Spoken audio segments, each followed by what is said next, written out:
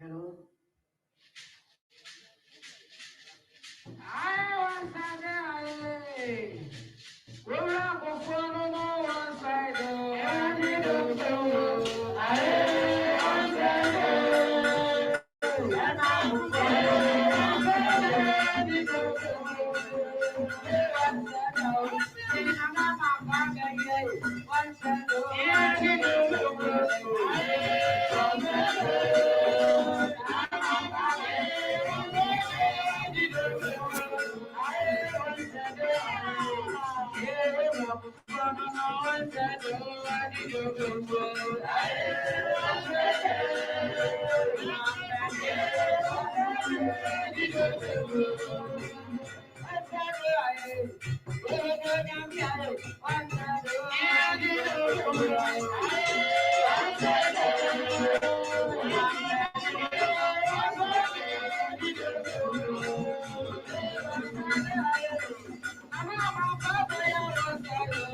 and I'm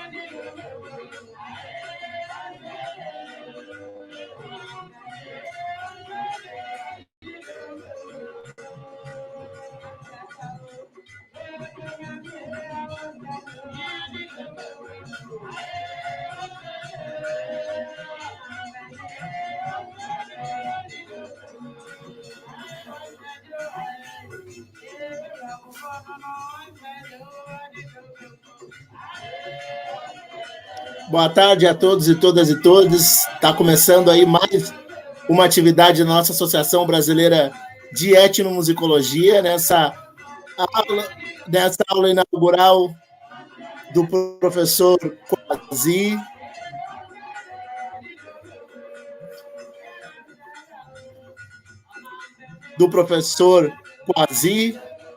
Então, vamos chamar aqui a nossa comunidade para estar ouvindo, para estar reagindo, né, a essa ação. Vou chamar aqui a Michele, a nossa que vai fazer a nossa tradição. Boa tarde, Michele. Olá, boa tarde a todos, todas. Chamar também aqui o Tony.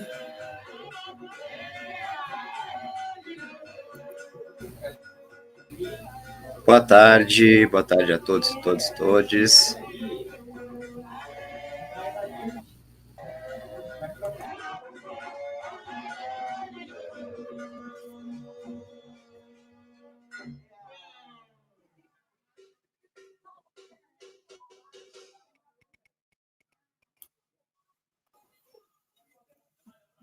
Então vai começar, então, gente, a nossa aula inaugural do professor Kwasi. Vamos ouvir, então.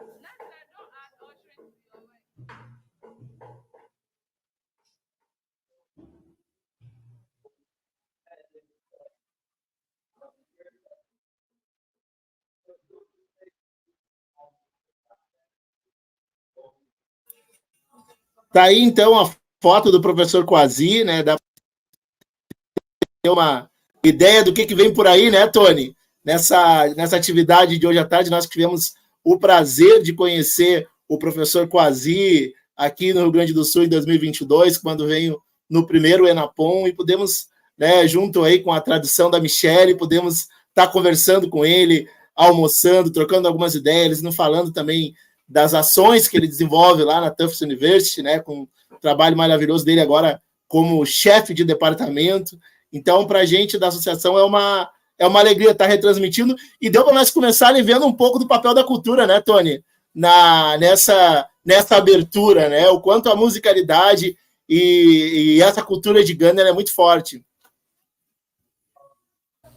Exatamente. Boa tarde aí novamente, aí, Pedro, né? E realmente, né, o que nós já estávamos, e realmente você vem falando aí, né, da importância da cultura, né, principalmente na nossa região aqui do sul do Brasil, né, que precisa, né, fazer essa retomada, e vermos, né, esse trabalho sendo aí trazido aí pelo professor Kwasi, nos dá também essa energia, né, retomada também de gradual, né, das coisas que foram perdidas, né, em todas as dimensões possíveis, né, tanto as materiais quanto as não materiais.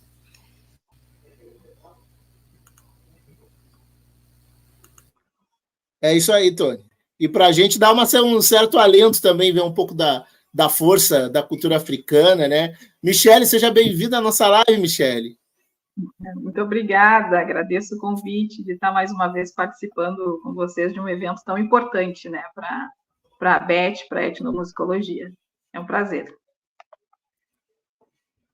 Obrigado, Michele, que nós estamos tentando trazer para a etno. Vem para a etno, Michele, vem para a etno. Ó, daqui a um pouco mais eles devem estar organizando já ali os preparativos para tal início. Ó, Abriu a tela já, gente. Vamos botar aqui.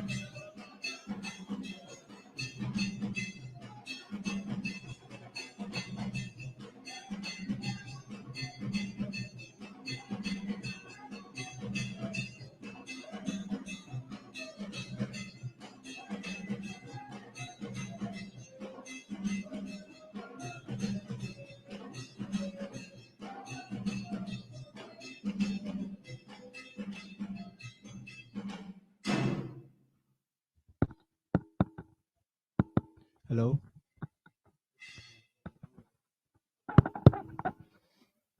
Hello. Good evening, ladies and gentlemen. You're welcome to the Ghana Academy of Arts and Sciences. We are starting this evening's program. I humbly ask that we be on our feet as the speaker and the chair take the high table. Please, I humbly ask again that we put our mobile phones on silent. Thank you.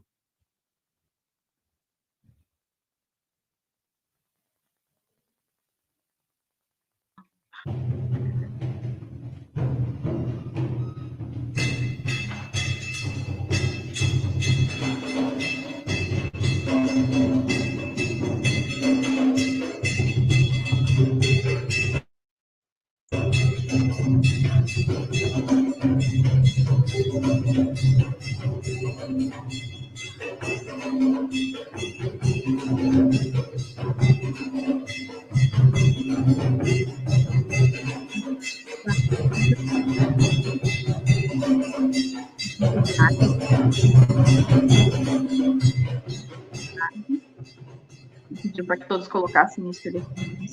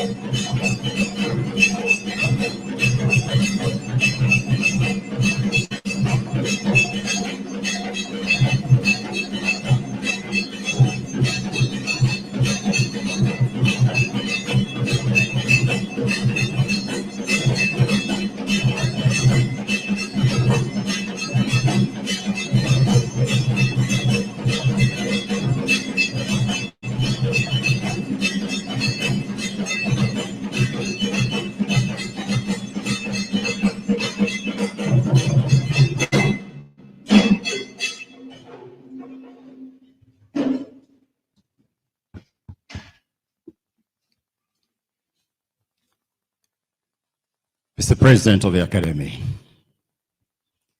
past presidents of the Academy, vice presidents, fellows of the Presidente, Academy, vice-presidente da academia, membros da academia, His Excellency President J. Kufuor, Senhora former Excelência, President of the Republic of Ghana, Your Presidente da Excellencies, República, distinguished guests, Vossa Excelência, students, ladies and gentlemen, convidados, pleasant, estudantes, senhoras e warm senhores. evening to you all.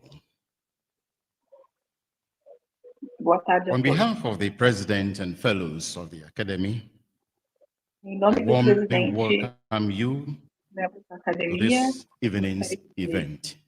fazer It bem-vindos is nesse important tradition of this academy and most institutions of higher learning to give para newly essa elected academia, fellows opportunity to deliver inaugural lecture. And this para evening, que we are privileged oferecido to have one such a scholar to speak to us esse on a evento very topical subject. a todos. It is indeed my honor to introduce É uma the honra chairman for apresentar this function, who will in turn o take presidente over for me and introduce the speaker. e For now, apresentar your chairman. o nosso... Professor Joseph R.A.I. is the Vice President of the Arts Section of the Ghana Academy of Arts and Sciences. He held several positions, including Rector, Deputy Vice Chancellor, Dean, and Head of Department in 3 higher institutions in Ghana and South Africa. He was elected Fellow of the Academy in 2005 and served as Assistant Honorary Secretary in the Arts Session 2014 to 2015, and then Honorary Treasurer from 2016 to 2017.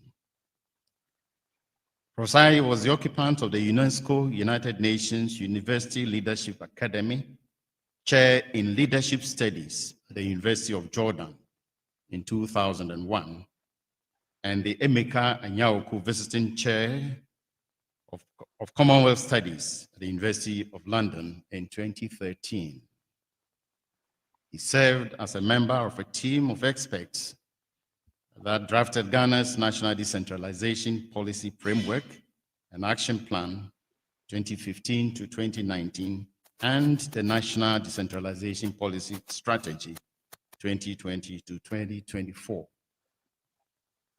Professor IE has over 200 publications in several areas of political science, public policy, and administration.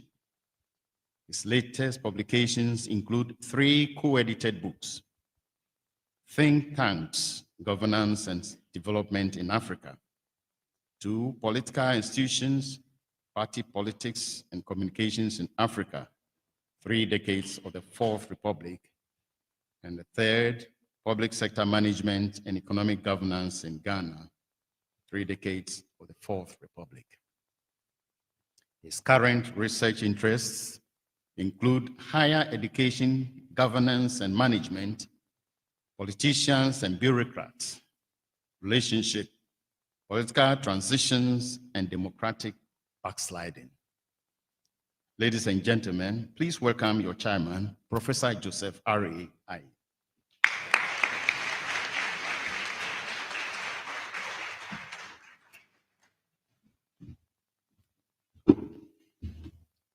Good evening and a warm welcome to all of you.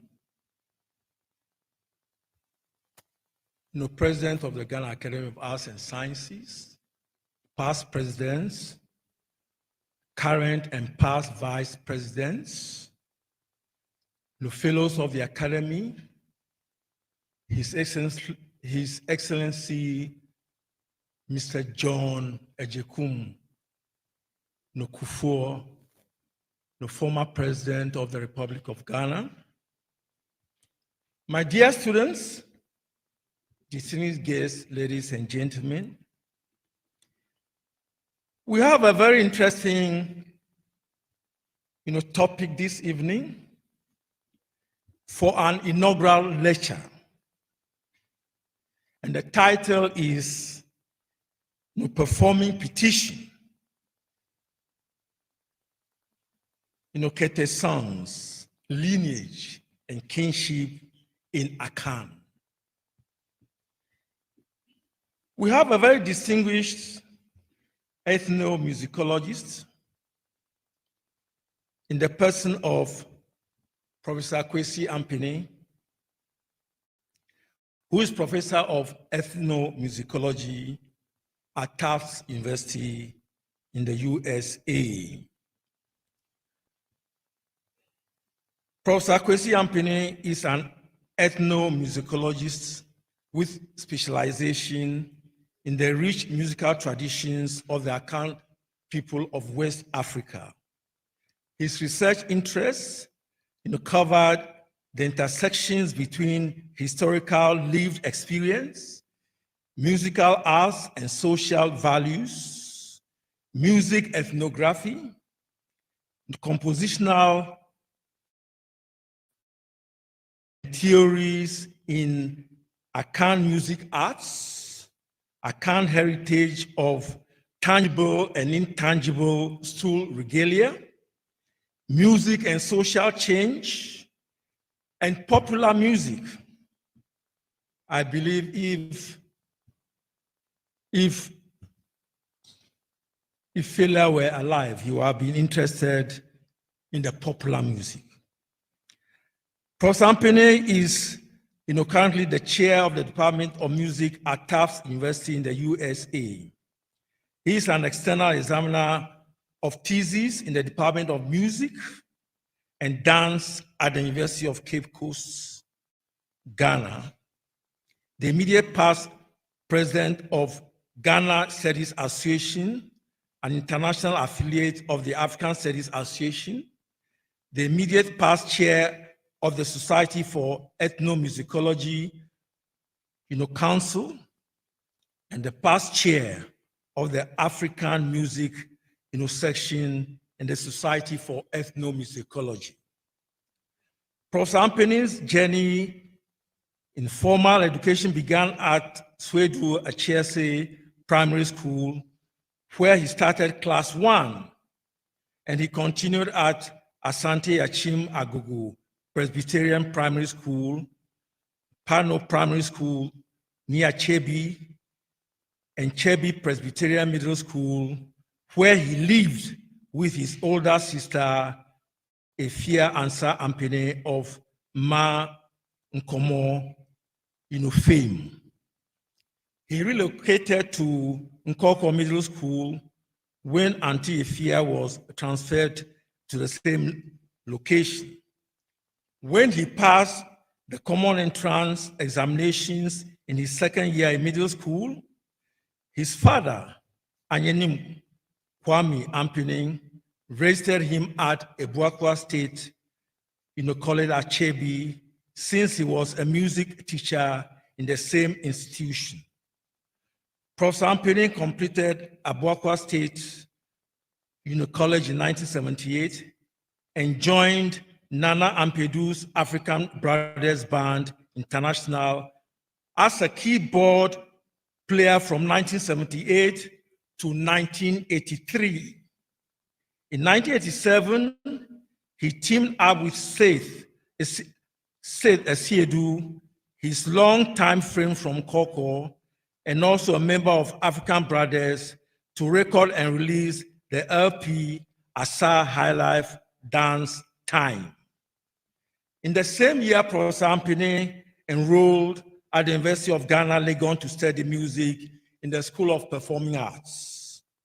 Professor Ampene obtained his general diploma in music in 1990, his master's in Western music theory from West Virginia University in the US in 1994, and a PhD in ethnomusicology from the University of Pittsburgh, also in the US, in 1999.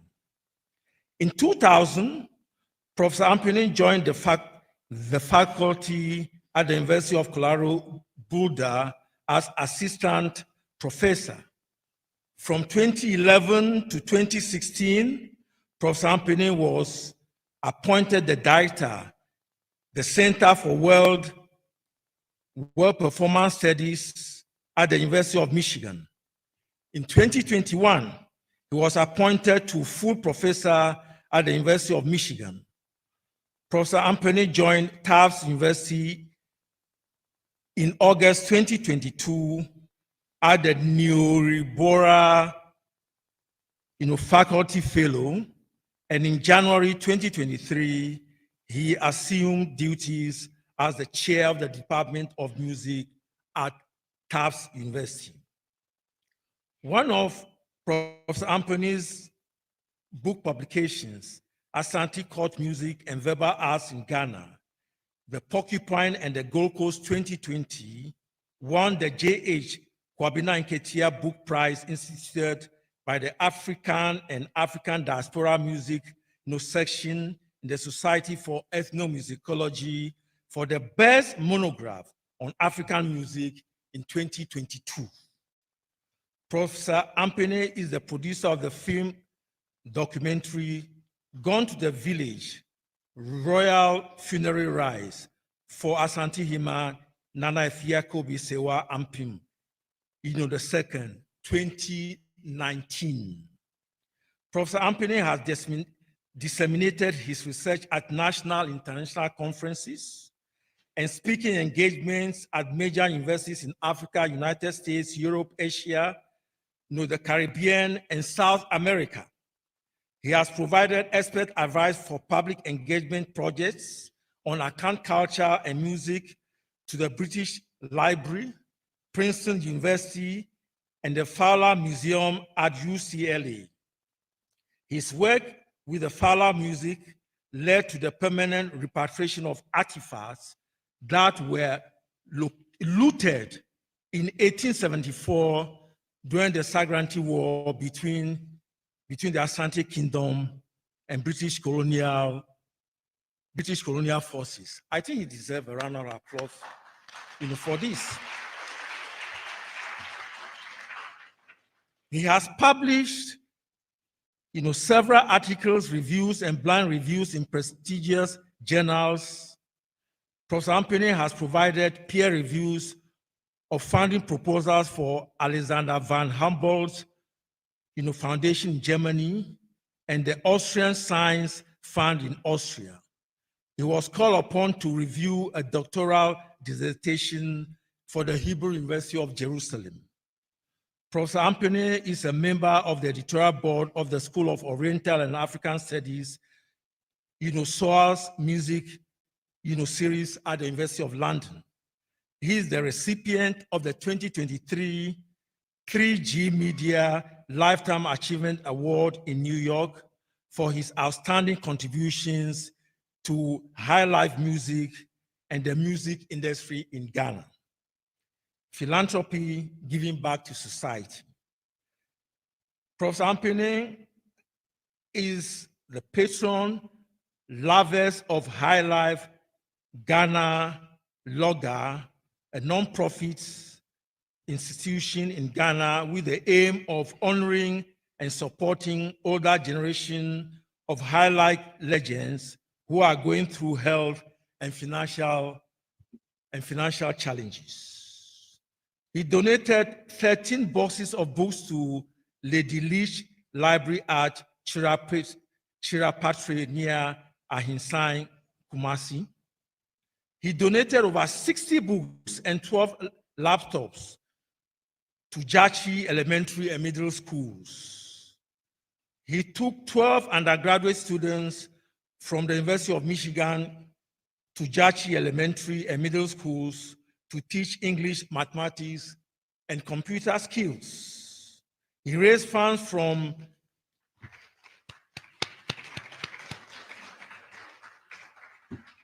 the US to purchase electric generator for Atebubu Amanten district to assist with water treatment and pumping water to residents in the district. Another round of applause. Given the problems we have,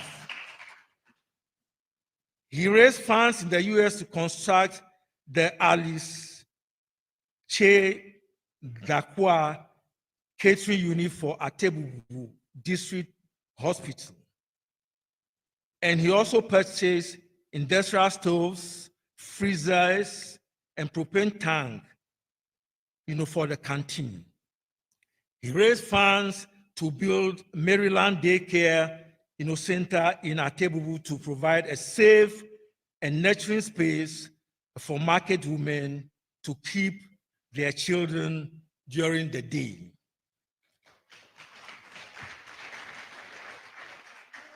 He raised funds to build a new church building at the Presbyterian Church of Ghana, Grace Congregation in Atebubu.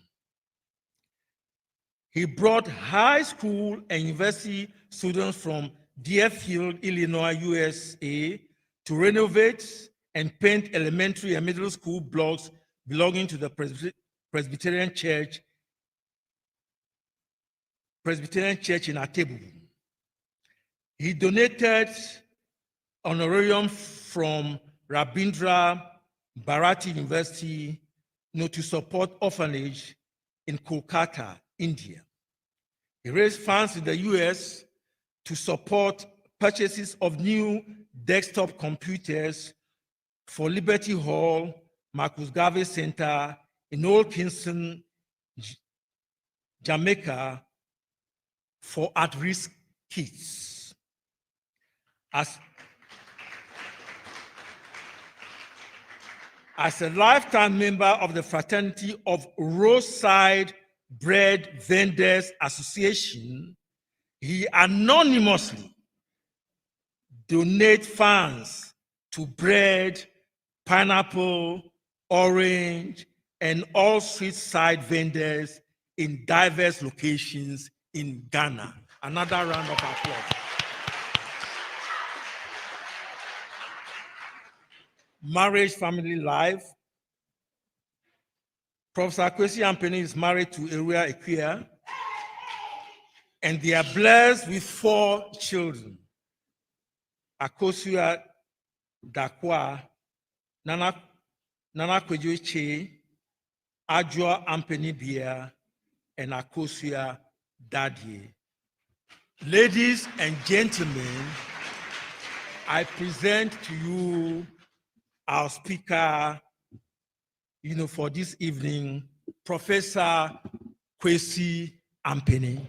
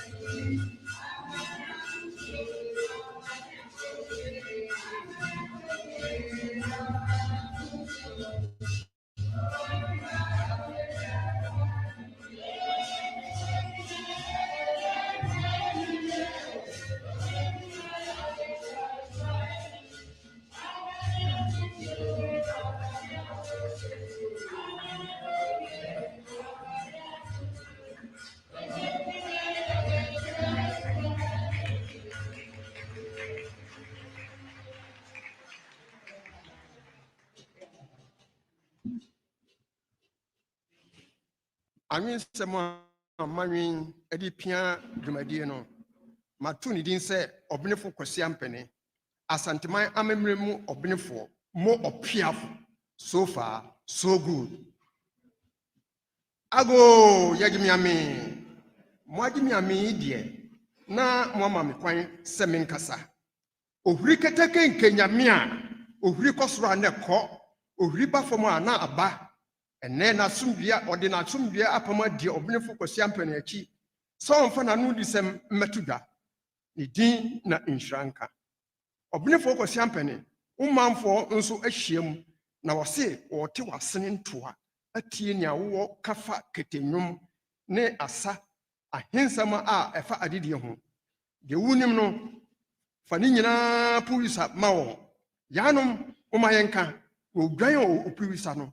Yehu wona pantem yanum tintonti yanum sano na ye fa adwene obi nso inima obi kire obi fu Kwasi Ampene na sem bisan se wo kire no fa ko a wo bedru na ono nso nkire wo fa ko a ufiri eba bisan se wunim fa ko a ufiri ba wuntimi nkire no bia a wo ko obene fu Kofi Agikum a o kire okasamu nkire antrase ni emu adana Daniel wo legon suku pon mu se mpanyimfo kire wo okwan awia na wamfa so a ye kire wo kwan anado enu nti na wo ma wo refi wo krom hina aben a wo yire wo adwabaase no obinefo Kwasi Ampene asanteman amemu obinefo more opiaf so far so good yanum amemre frititi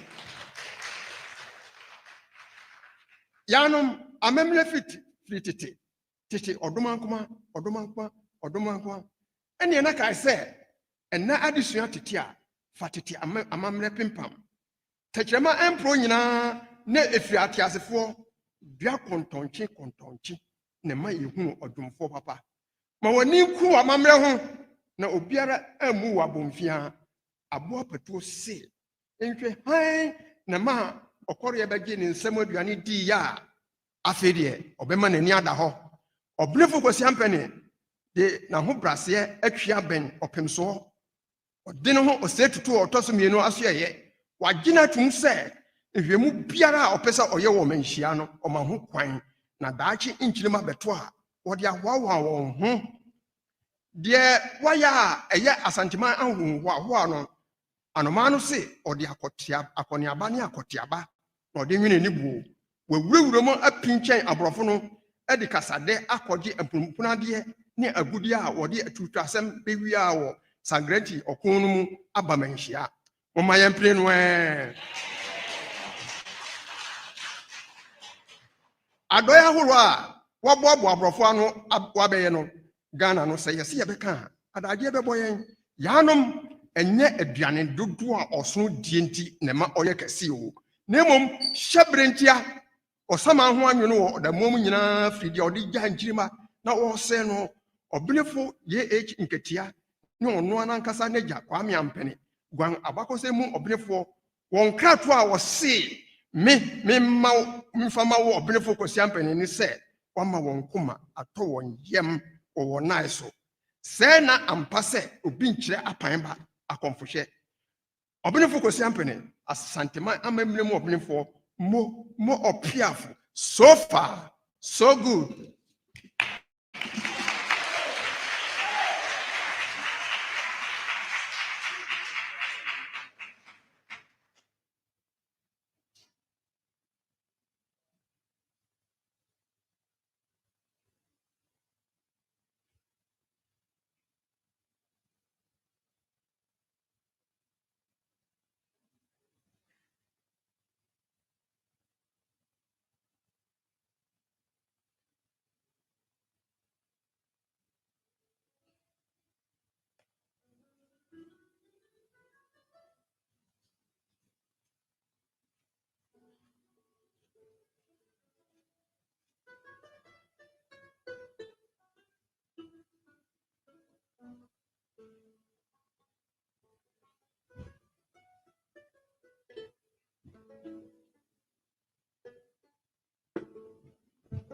Prof. Yabemo Akwaba, Yama Moni yo. 1996, 97 mo. Ya nyumbi. Na wasu yani nyina to. Mama ablanse wa o say plant. Aye sima ba kompe.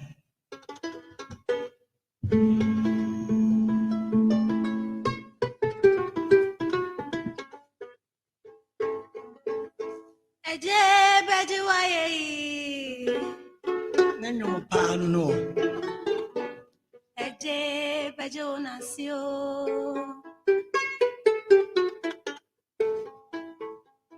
Onyamida fue. Odumankuma. Osruni asasi efo. Eje beji waye. Bejo nasio. Onyami wa wanie. Wa na ubo nipa. Yeti asima wo. Aye wuswa aye uma wo. Adi anyina sutu mfoje. Onyami defwe. Udimu na ye yenka.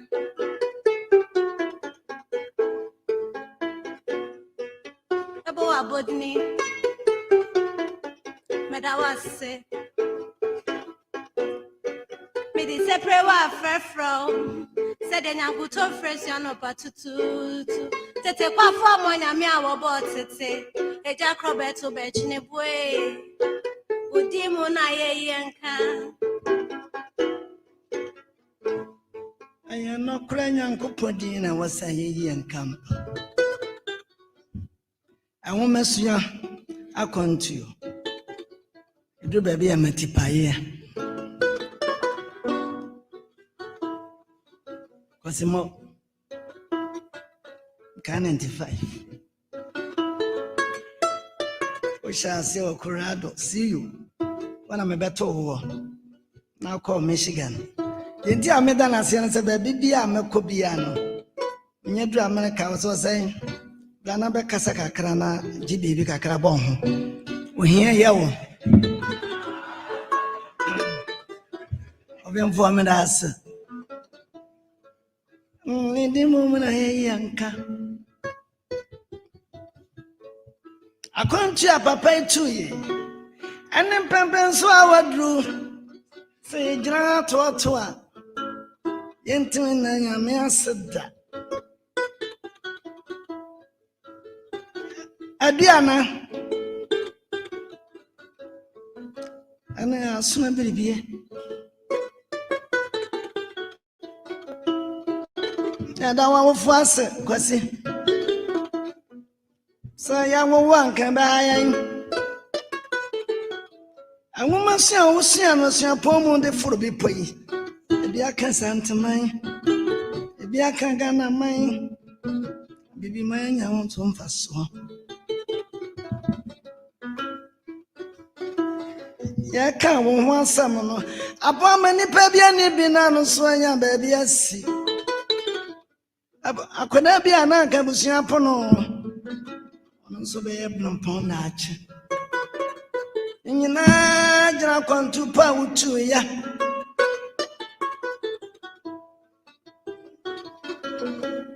Upon a Kwame, Ampene, and Mamma Medaqua, Awa. If we answer Ampene, a man come and an India bear man.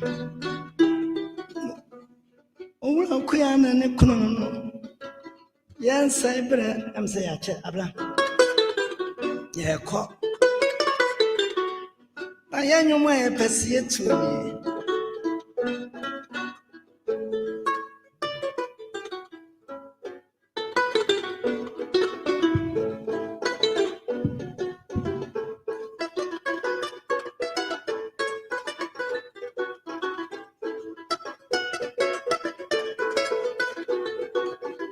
Gana Ampene dada.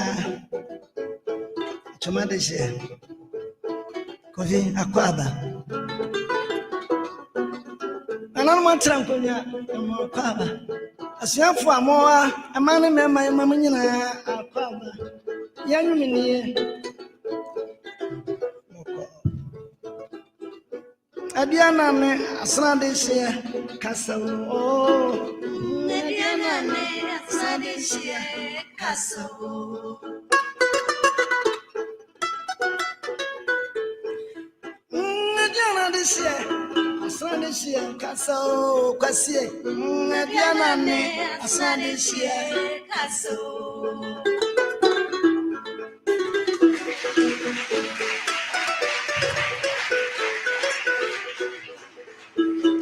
Kwasi amana ho so adia. Akuni ani ntine munya suntia no. Odi asam nam. Ne buta ele sawa mana nanu mama mna nyina. Nti aduana ne asande hia kasa na brama so. Aduana ne asande hia kasa.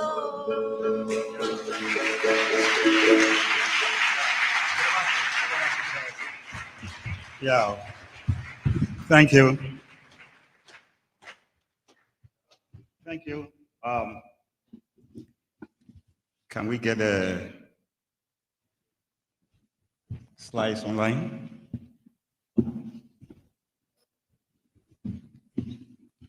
How can we get a slides online? Oh yeah, there it is. What about the lights? Can we dim the lights close to the? Yes, there we go. Thank you. Thank you, Prof. Ai. Thank you, Chairperson, for your kind introduction. Thank you. And I thank all these wonderful, wonderful performers. Can we give them another round of applause, please?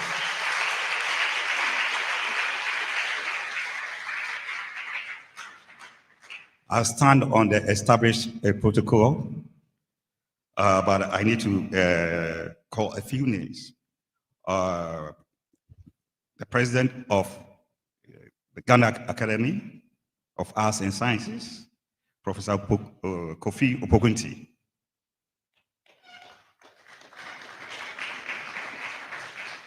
Your Excellency, former President John Ajikun Kufuor, Ohineba Kwasi Abaye Asante Hene Akonfere Hene. Fellows, if you understand what I mean, fellows, and all present. I first give all glory and honor to Chediampon Yame, Potokasem Yabekan God, who continue to guide me in this long journey. At the same time, I venerate our illustrious ancestors for creating an enduring cultural legacy for Ghana. Professor Chair, if you will permit me, I know the time is well spent, but I will move along. This has been a long journey. If you permit me, let me also recognize a few individuals here. I'm profoundly grateful to my sponsors who provided funds to support my inaugural lecture. They are, of course, my university, Tufts University in the USA, Dr. Sam Jonah, and Ohineba Akwasi Abaye, once again, and Tina Sewa Anochi of Rafi Glass. I'm grateful.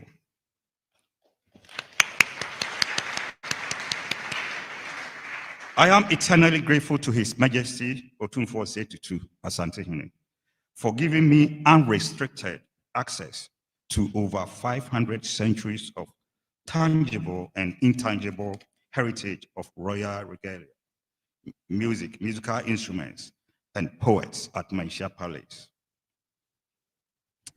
Then I think I need to recognize my parents, Ayenum Kwame Ampene and Akuya Dakwa Ampene of blessed memory. And all my siblings who are here for their love and support. Life in the academy can be lonely for those who do extensive field research and publish ethnographies and books And it is those who are closest to us who really experience our absence from home. And even when we are at home and writing books and articles, there seems to be always constant silence. There are several times when my wife will be talking to me and everything is going over my head. And quickly, I would like to say that before there were Guinness Book of Record in Ghana, I think was the first Ghanaian to have a Guinness Book of Record. Maybe it's not the Singaton. No, it wasn't. The shortest marriage. At a time when I had a book contract from a British publisher, and I just started as an assistant professor at the University of Colorado, I got married. I married in August. My wife divorced me in February. That was record. It's somewhere in Guinness Book of Records. Her complaint was that I was always spending too much time on my laptop. That is why I would like to recognize my present dear wife, Ampene, for providing a stable home while I ran around every year, coming to Ghana and staying for several months, doing field research, going to Kwasi, Accra, all over these places. And also when I travel around the world for conferences and lectures, I owe Arekwa a lot of gratitude.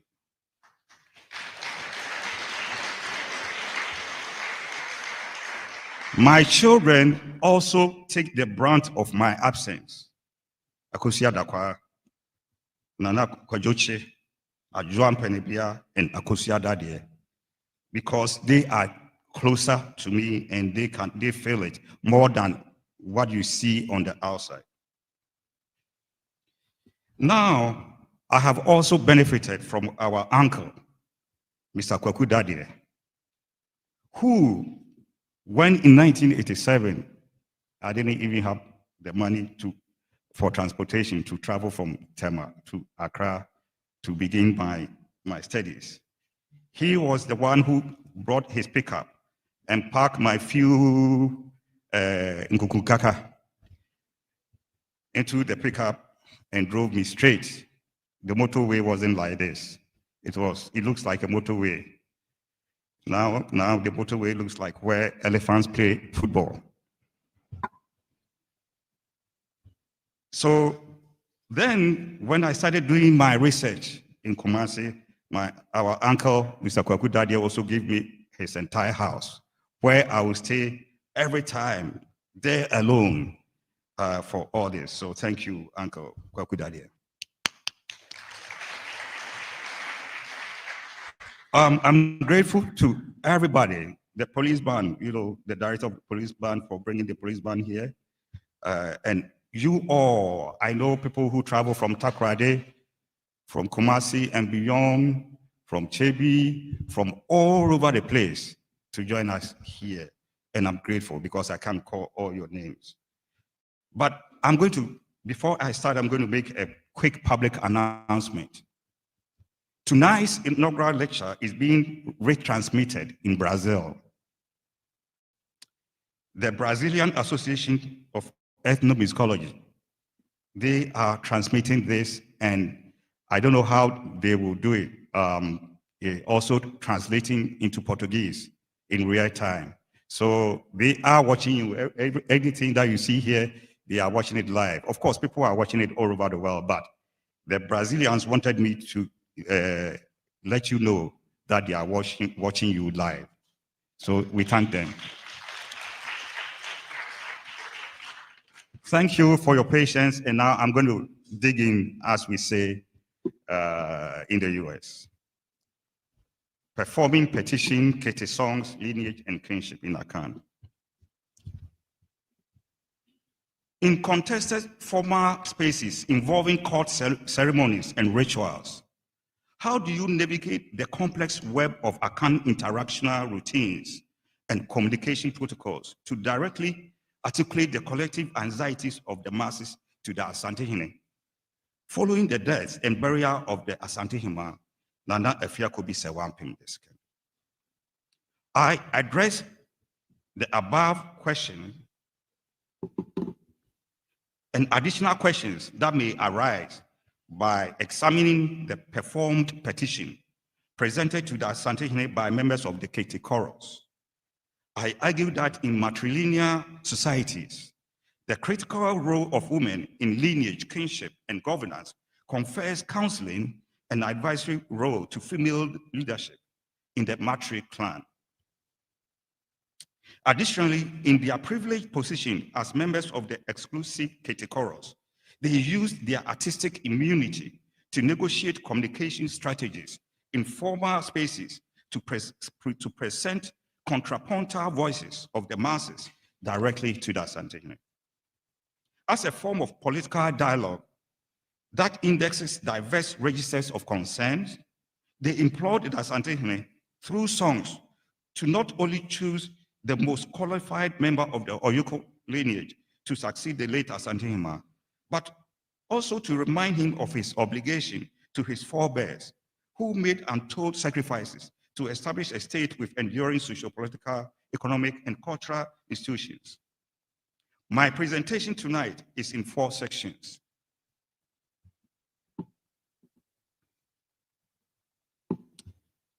First, I examined events that provided the impetus for sonic actions and performed petition, and the critical role of women in lineage, kinship, and governance.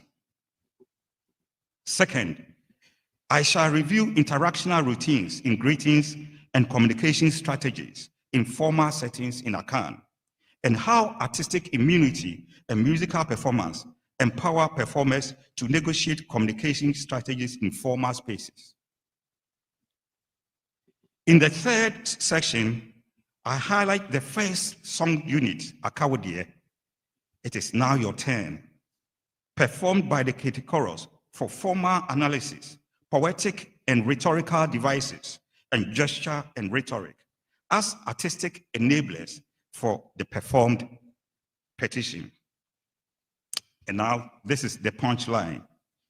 For the fourth and final section, I will conclude with a brief discussion on the implications of the performed petition by members of the Kete Chorus for democratic dispensation and protest movements in Ghana.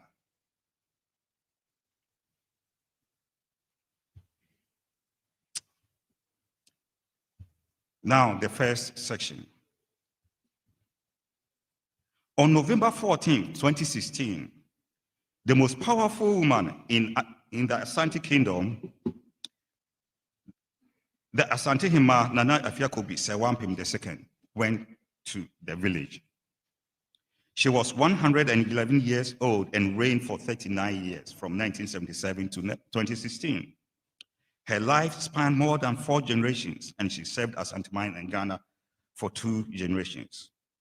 The Asante, like all the Akan cousins in Ghana, La Côte d'Ivoire, and even in these days, Togo, practice the dual male-female system of governance to ensure complementarity, equilibrium, and harmony. The male chief, Ohene, and the female counterpart, Ohima, have separate corps with functionaries and corresponding regalia. The dual leadership role has its functional equivalence in the organization of musical ensembles, such as the Trinini and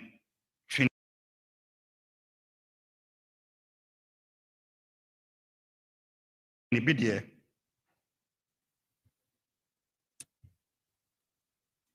For instance, we see here the pair of atumpan drums. To the left of the player, or to our right, is the Pinini, the male drum, and to the right is the female drum. Then, when we use boma, if it's one, is the male, the Pinini. But when they combine, they play 2. They use a pair of boma drums. Sorry. Then The one to the right here is the female Trinibedier, and then to the left is the Keninini. Even, and then probably the last one, Aprede. There are several examples, but I'm giving you just 3. Aprede, we have Keninini in the middle here and Trinibedier right there. But that is not the end of the story. It goes into the sonority, or what we call the pitch. The Trinidini, the male drum has a lower sonority, and the female drum also has a higher sonority, or a higher pitch.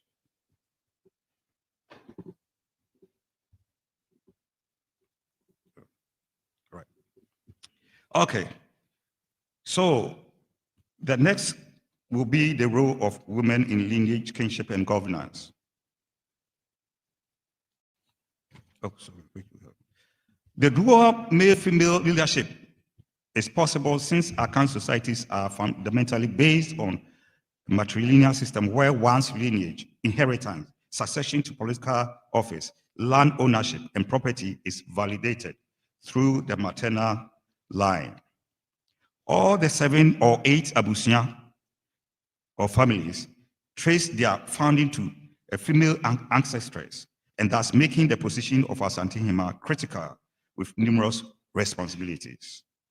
She presides over her own court and oversees issues affecting women in the kingdom. She is the traditional mother of the king, but occasionally she can be the uterine mother, as it was the case of the late Asante Hima, who was the biological mother of the reigning Asante Hima. As the traditional or uterine mother, she counsels the Asante Hima. She cautions him. Her warning to the Asante Hima is taken very serious, and she advises him, as the Akan will say in times of need, go and consult your old lady.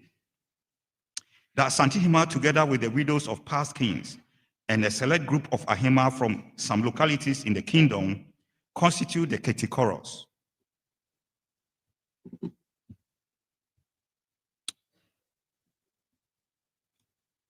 In 2009, when I did a recording, that's the Asante Hima sitting right there in the middle. And then maybe this is like from 2011, when I went back for them to teach me the poetry and all that.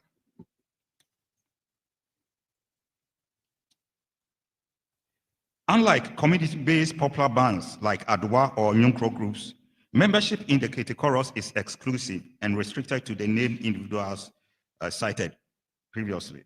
Most people associate Kete with only drumming and dancing, but the father of African musicology, Professor Kobna Inkitia, informs us that the Asante Hima's Grand Kete Orchestra is made up of an all-male cast of drummers and percussionists, a female chorus, and in the old days, a group of men who played long vertical pipes. The drums are covered with red and black checkered cloth to signify crisis, matters of great consequences, and grief. Kete is performed all night after the burial of a member of the royal family, during festivals, or during Breman Esumkesia, or the annual remembrance rites. Kete is also performed late Sunday afternoons after the Akwasidai Public Assembly for the celebration of Maadai, a day for women, and crucially in times of crisis. I did not meet the pipes, but I have a recording of the Kete group and the drumming. If the passing of Nana F. her funeral rites and burial brought grief and trauma to the citizenry, the aftermath of her burial on January 19, 2017, and the anticipation of a new Asante Hima ushered in a period of anxiety unprecedented in recent times. The apprehension of the citizenry is due in large part to the unique historical precedence, for it has been over 2 centuries that a reigning king ruled with her biological mother. It was exactly 209 years since a reigning king buried his uterine mother. The last event occurred in 1809 when Asante Hene Osei Esibebonsu buried her mother, Nana Kredu Yado, the fourth Asante Hema. It is worth noting that Asante Hene Ajiman Prempe, who reigned from 1888 to 1931, ruled with her biological mother, Nana Yaicha, but he buried his mother in 1917 while he was in exile in Seychelles.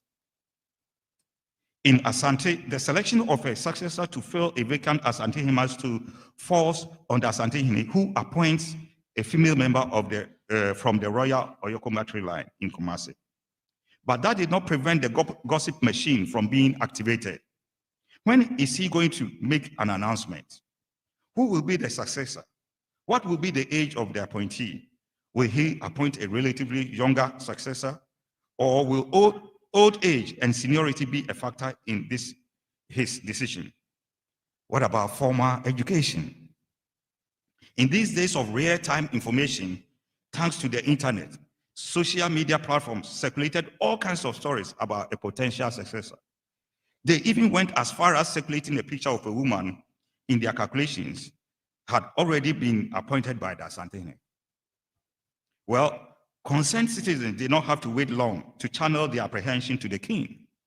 Wednesday, January 25th, 2017, 6 days after the burial of the Asante Hene, was Agudaya on the Akan calendar. Following traditions, the Asante Hene is formally seated on the raised dais in the inner court of Maisha Palace. His elders, chiefs from Kumasi Traditional Council, and a few territorial chiefs and Ahema of Asante have taken their respective positions around him. The atmosphere remains solemn since participants were still recovering from the 4-day momentous burial rites. The stage, however, is set for interactional routines.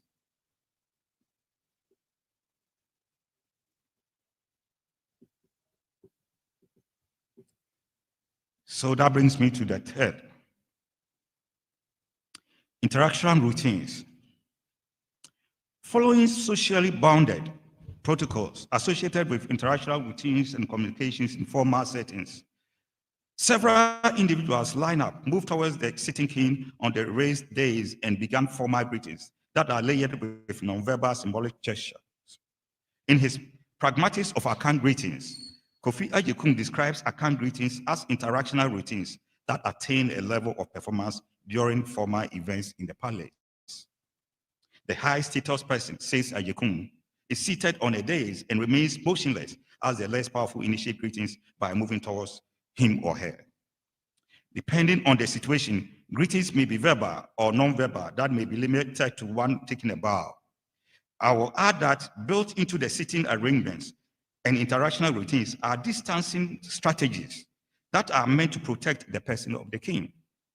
For instance, 2 rows of court attendants extend from his sitting position on the raised dais from his right and left sides and stretches further down to about 30 feet, and thus creating what I refer to as the royal space. Depending on the type of ceremony, the royal space can potentially stretch for over 100 yards. Guided by socially bounded protocols, it is within the royal space that the complex web of interactional routines and communication protocols take place. In speaking for the chief, Ochiame and the politics of Akan Royal Oratory, the one and only Professor Kwasi Yankah, identifies the Ochiame strategy of mediation as part of distancing mechanism. In the royal space, subjects and guests seek permission from the Ochiame, spokespersons, and diplomats before they are allowed to go forth and greet the king. Also, subjects do not directly address the king, as all forms of communications are routed through the Ochiame for onward transmission to the king. Once in the royal space, an individual or group faces the Ochiame who sit adjacent to the king and narrate their message. The message is taken up by the Ochiame and ornamented with proverbs, allegories, and other rhetorical devices, and safely delivered to the king. A response from the king is filtered through similar procedures of speech and safely delivered to the subjects. In addition to the above, I will include the use of Afnaswa for sword bearers, instrumental surrogate verses of the Asokwafor ivory trumpets, Impebidin Krawe, Nkukuadwe, tribunal drums, the management of public order by Esseng, the court criers, and the Abrafor, the constabulary, and other court functionaries in the royal space as part of a complex web of interactional routines, communicating strategies, and strategies of mediation and royal distancing during formal sitting involving the Asante. It was during the interactional routines that a group of women who are members of the Kete chorus took turns to greet the king by walking close to the raised dais. Instead of returning to the Ohima's court or finding a place to sit like the rest of us, they gathered at the end of the royal space. Before they could all take a bow, Nana Buadi Tutua, the lead singer, called for attention with the spoken word, Ago, followed by a series of sonic actions in a performance initially involving 4 songs with the following titles.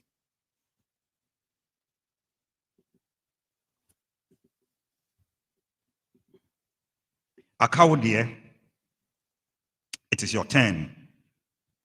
Betintia, the tall palm tree.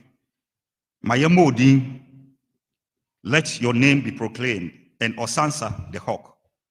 As if on cue, all signs of fatigue vanished a few lines through the first song as all participants seemed to be energized by the performance, and in the end responses with a hand clap. At the end of the 4th song, the king of each member of the chorus. But before leaving the scene, Nana Tutua began another song. Yemrewo, we are not fed up with you, to round off the performance. With another thunderous applause from the participants at the end of the last song, they took a collective bow and returned to the Ohima's palace. Let's watch the performance. Sorry.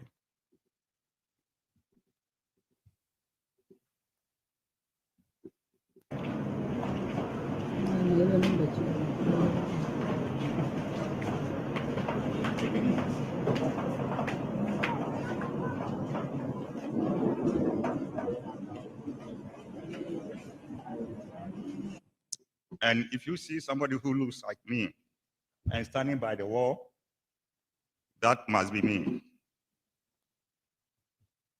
And also for our students who are here, this is a typical situation of what we call field research, ethnography.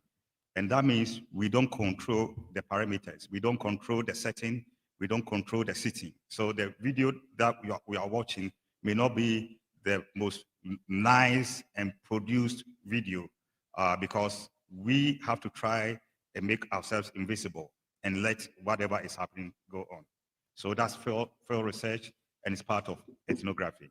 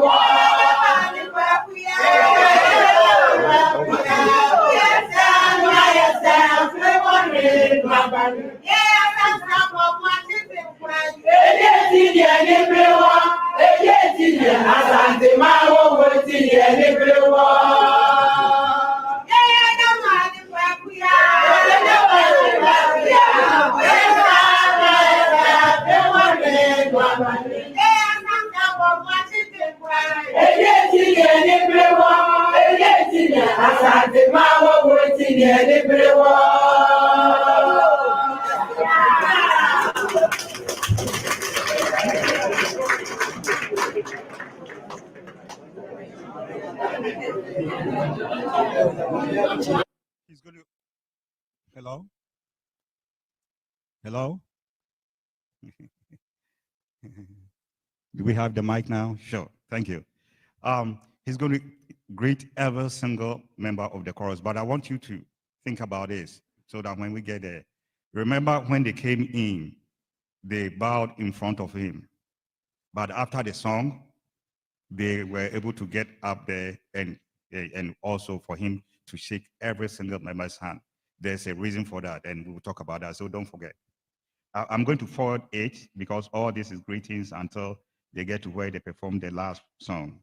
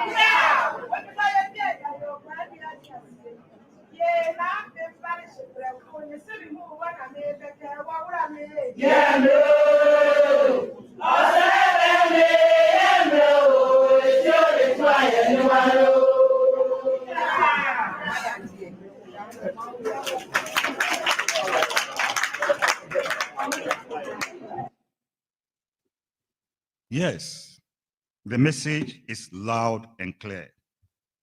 A timely petition channeled through a musical performance for the king to consider the views of the masses as he ponders on his choice for the vacant stool.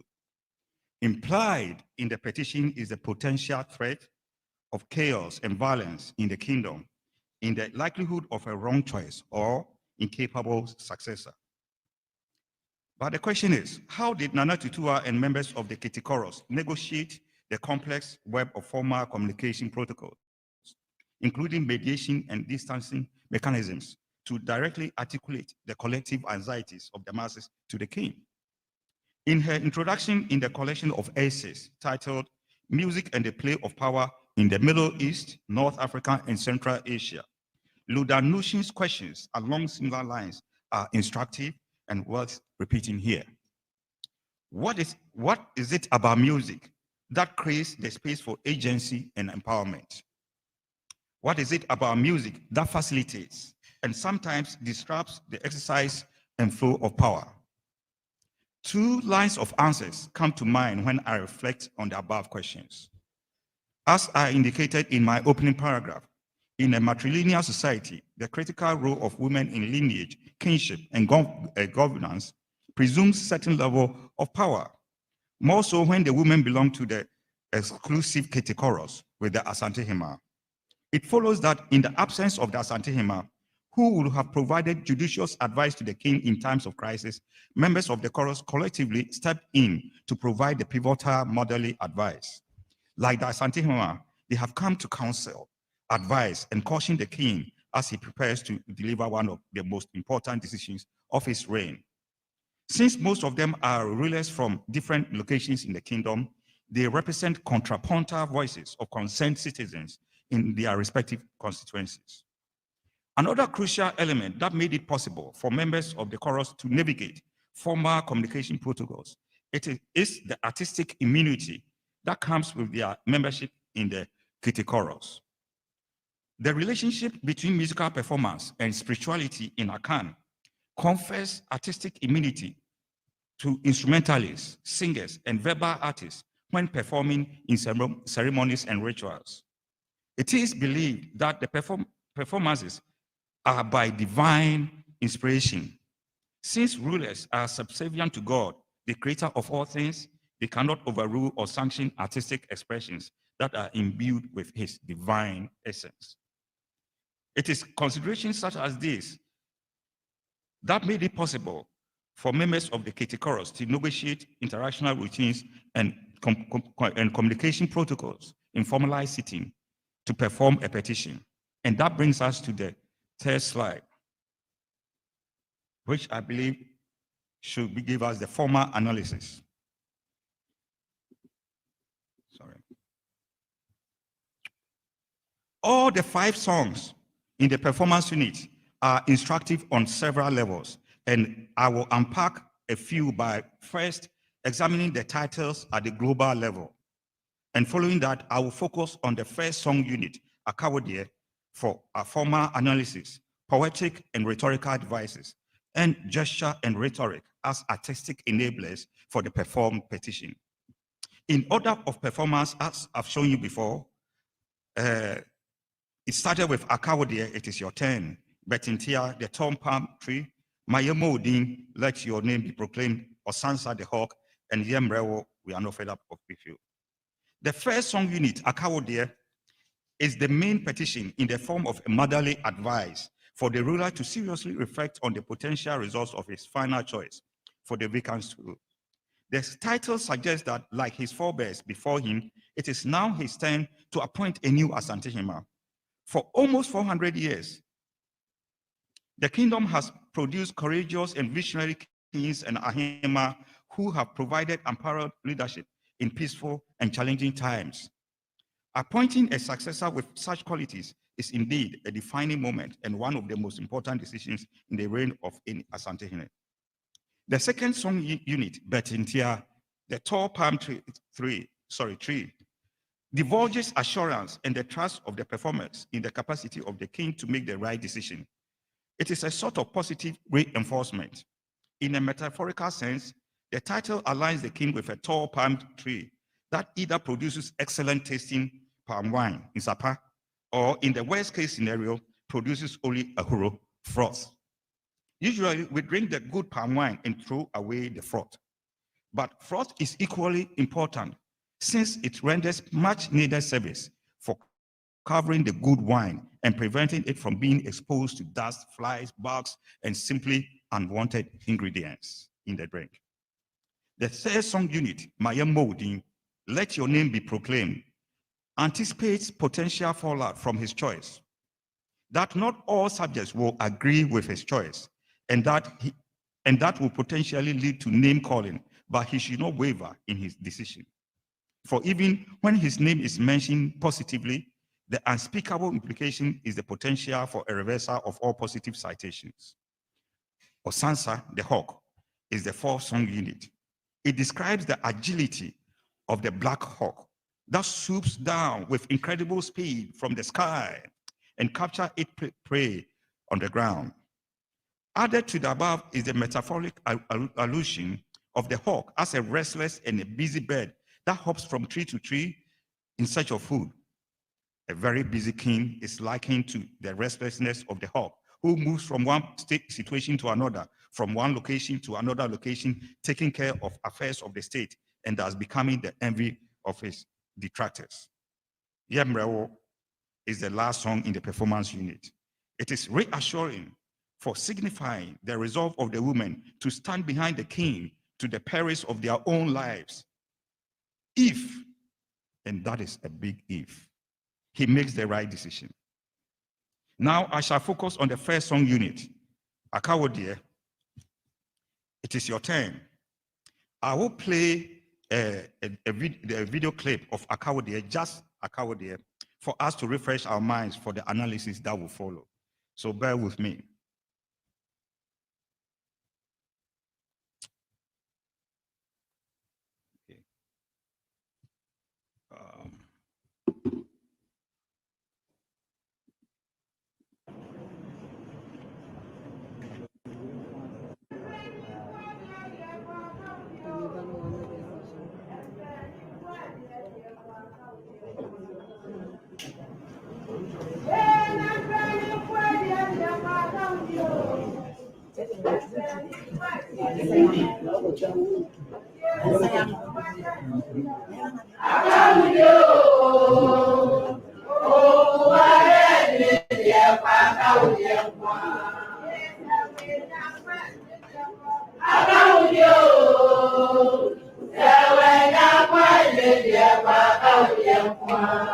So hopefully this has refreshed your memory on Akawodie.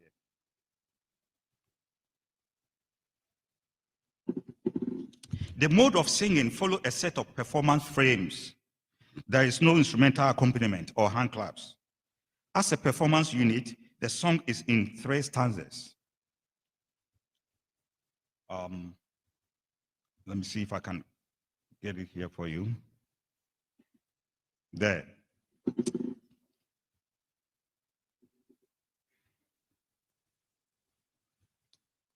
The first stanza from line 1 all the way to 25, and then the second stanza from 26 to 45, and then the third stanza 46 to 69. Most time, due to time constraints, I will just focus on the first stanza.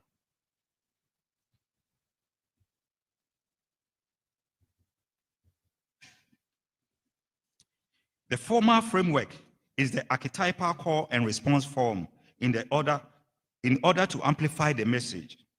The song is heavily weighted on parallel repetition and subtle variations of linear units. This is what I mean by parallel repetition and subtle variations of linear units.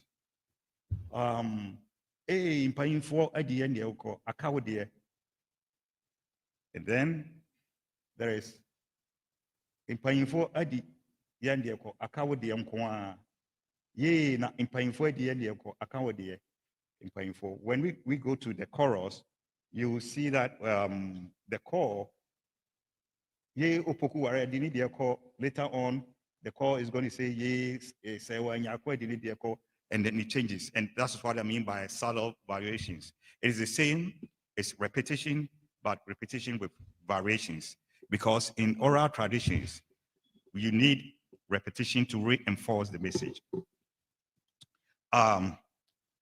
Lastly, and no less important, is the simultaneous performance by the ruler when he joins the choral response.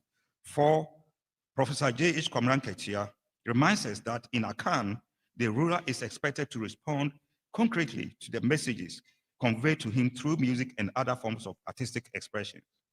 The call and response form is guided by 3 broad overarching sequences of events that begin with the attention grabber, ago.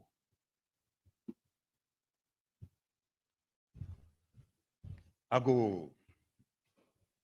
In line 1, followed by 8 lines of introductory narrative. The 8 lines from line 2 to 9, what I refer to as the introductory narrative, that flows seamlessly into a distinct prompter, the core phrase, which is line 10. Ye opokuare edinako. So all this time, the singer was maybe narrating why they are there until she called the chorus, line 10. Here is the emerging interactive form for all 3 stanzas.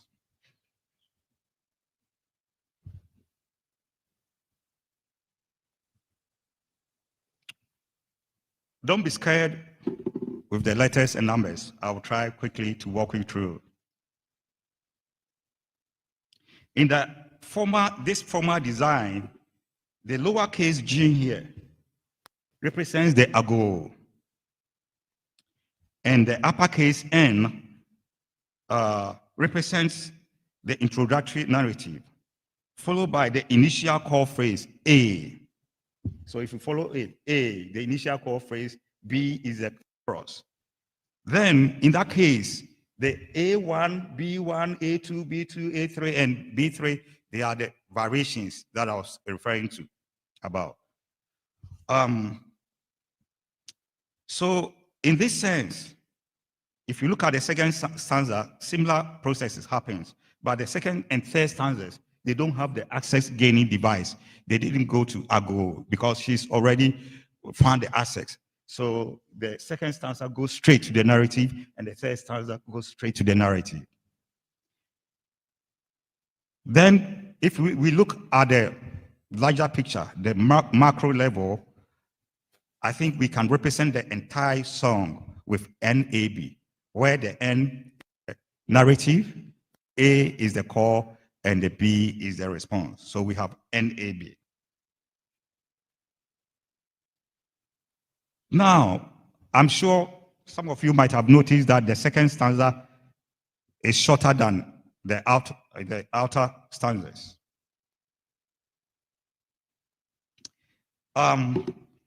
Although the second stanza is a contraction of the first and third stanzas, it is not a fixed feature of this song unit, in as far as the form emerged in the moment of a given performance. Observing similar procedures in the music of the Akpafu in the African imagination in music, Kofi Agawu describes form in African musical arts as in the moment formal impulse.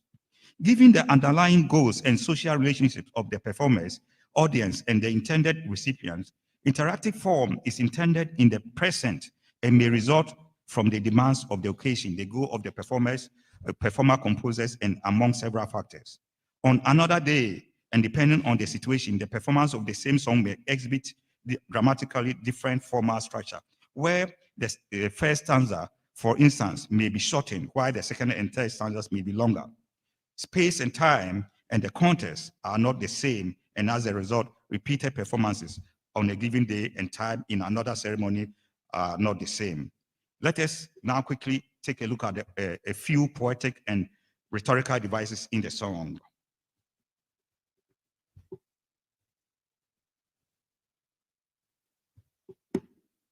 In the interest of time, as I said, I shall limit my analysis to only the first stanza and even to a few. Nana Tutua begins the performance unit by deploying a conventional access gaining mechanism, AGO, in the Agukudai formal setting as a way of mitigating interactional routines and communicating strategies, and immediately drew attention to her that she's about to sing a song. Armed with artistic immunity, she did not channel her songs through the Achiame. Rather, she faced the ruler and proceeded with 9 lines of narration to present the petition by deploying interjections. As the beginning phrase in line 2, and yeah, and the pickup, na, in line 6. So there's the yeah, in paying for, and then there's yeah, na, in paying for. The yeah, na gives a sense of anacrusis, what we call anacrusis, right?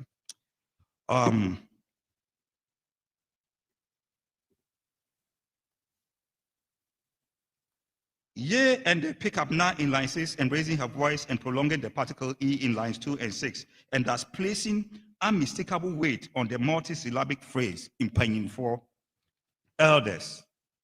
It may well be that all the interjections in the core phrases, A in line 2, yeah in line 6, 10, 14, 18, and 22 are artistically motivated on the part of the lead singer and by no means an accident. As non-lexical texts, they are used as pickups, a form of anacrusis that lead up to the main phrase in paying for. So you realize that the A is non-lexical. And so by prolonging the yeah in paying for, A in paying for sort of puts the emphasis on the in paying for, because when she extends the yeah, everybody's waiting what is coming next. And what is coming next is in paying for. And also in the areas where she goes into referential poetry, where she will now use names. Ye opokuware, ye nasewa, so that she prepares her audience that what is coming next after ye and ye, very, very important.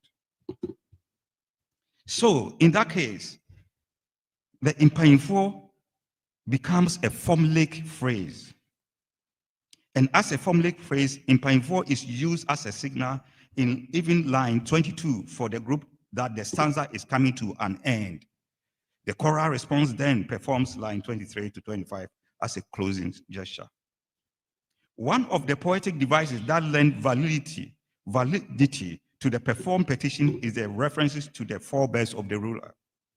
Nana Tutua began with a general reference to the elders in paying for, that is male and female forebears of the king. During his reign, they found themselves in a similar predicament as the current king, but succeeded in selecting formidable men and women who were able to carry the lineage and the kingdom forward. In case we are in doubt as to who the elders are, Nana Tutua embarked on referential poetry by mentioning specific names of the 15th king, Otumfuo Opokuware II. Opokuware II, who reigned from 1970 to 1999 in line 10, and the 12th Asantehima, Nana Amasewa Nyakon, who reigned from 1945 to 1977 in line 14, and the 14th king, Otumfuose Osayajima Prempeh II, who also reigned from 1931 to 1970 in line 18. All the names were preceded by the interjection, yea, thus placing importance on the names. The choral response reaffirms the names of the deceased kings and Ahima in line 12. And just one example here, when the lead singer goes on like, yea, Opokuware dini dieko, then the chorus will reinforce, Akawudie Opokuware dini dieko, Akawudie mkwa. Nana Tutua used techniques of contraction to list the above names in order to fit the poetic phrases in the musical phrase. The result is that Opokuware II becomes Opokuware. Nana Ama Sewa Nyakon is reduced to Sewa Nyakon. Osei Ajiman Prempeh II becomes Osei Prempeh. I will now move on to gesture and rhetoric quickly. The expansive field of rhetoric with academic departments and an impressive list of journals dedicated to the numerous discourses that animate the field is too broad to list in this lecture, but I will provide a few for our reference. When the OMSEL's rhetoric and historical introduction covers the intellectual framework, history, and conceptual foundations of rhetoric as an academic discipline. For comparative examples in Africa, we may consult Adebayo's work, Ebenezer Obey and the Rhetoric of Contradiction for Yoruba popular culture in Nigeria. Additionally, we may consult Songs That Shaped the Struggle, a rhetorical analysis of South African struggle songs by Msili Sisanda Nkwala for a rhetorical analysis of freedom songs in South Africa. For a broader illumination of Akan rhetoric, we shall do well by consulting with To Praise or Not to Praise, the Akan Apaye in the context of referential poetry by Kwasi Yanka.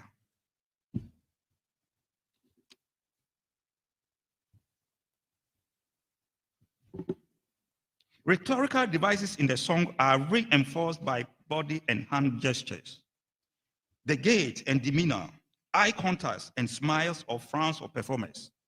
But that is not all, for there is concurrent singing and hand gestures by the king, which presents us with another layer of complexity. Hand gestures are coordinated with the same formulaic phrases that I previously identified, and thus adding another layer of prominence and urgency to the already weighted words. Here are some of the gestures, a few. And this is for us to see and compare, side by side. All right. So they are in Pine 4 or what and Woodiam. When singing the lead pass, Nana Tutua raises her hand with her palms open on Impaying 4, but she waves her hand and points her index finger direct towards the king on the two phrases, Woodio and Woodiam. Continuing the lead line, members of the chorus collectively point their index finger towards the king. Pointing and waving the index finger signifies caution. Members of the chorus are drawing the ruler's attention to potential threat and the fear of failure should his choice turns out to be below expectations. On his part, the king nods his head for the duration of the lead phrase from lines 2 to 10, joins the choral response to the concluding phrase in each stanza. Remarkably, he folds his right hand fingers and his chest and concurrently sings Akamidio, Akamidiam Kwa. It is now my turn against the chorus phrase Akawudio. Although we cannot hear his voice from my field recording, his lip movement indicates he's singing a different defining phrase.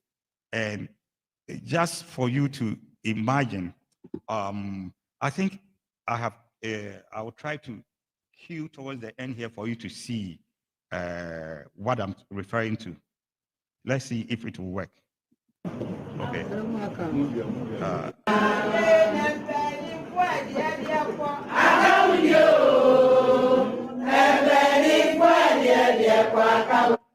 You saw that. You saw that he raised his hand. So he's singing different phrases concurrently. And that is quite amazing if you think deeply about it, that a chorus is singing a different text, set of text, and the receiver of the petition is also concurrently singing. Ladies and gentlemen, the artistic creativity of Yenananom is deep and deeper. And I can tell you, as Professor Kofi Sarpuku told me once, I can tell you because my master's was in Western music theory, Maswa Insuo na Maswa Ansa. Mina minimni amodro. I think quickly, we can see the text. This is what I was referring to here. The chorus, and then the king. The chorus. Akawodio, akamidio, uvugora dinidia kopokora dinidia. Akawodiam kwa, akamidiam kwa. Concurrently.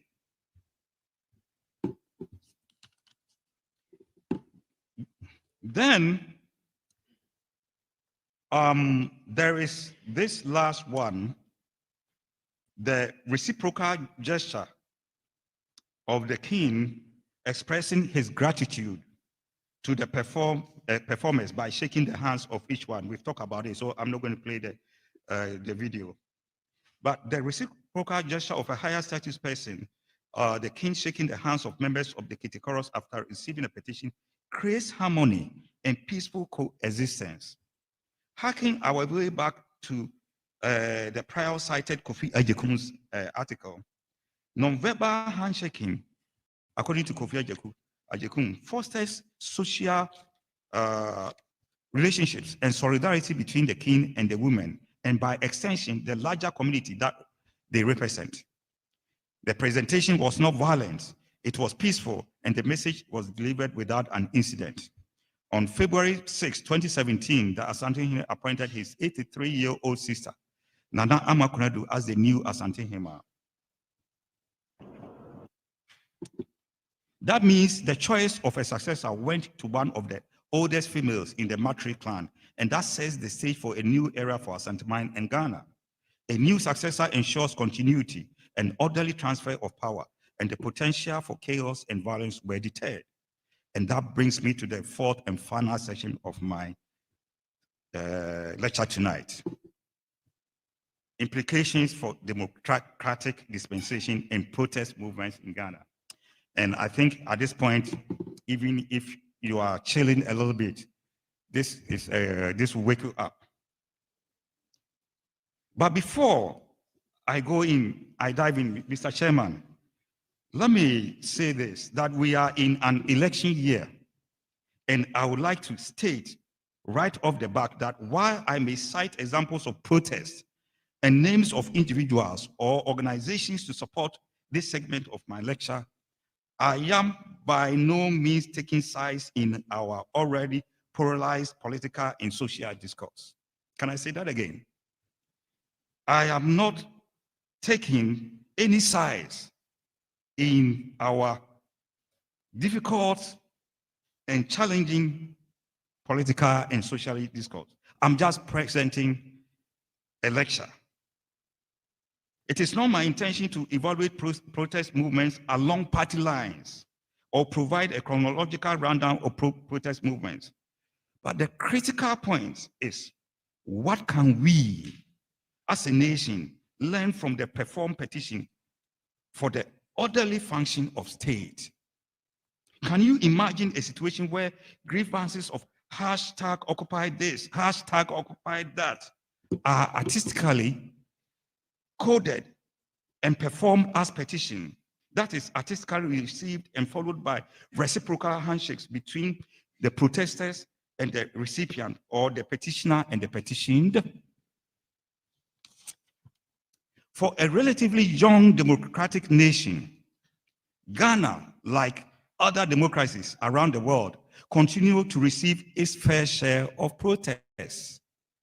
And I just came from the United States, and for those who follow international news, you will realize that even as a university professor, we are taking the brunt of protests. We have a lot of occupying happening in our universities. Occupy all the universities. So United States is dealing with protests, and Ghana is having its fair share of protests because we are also trying to practice democracy.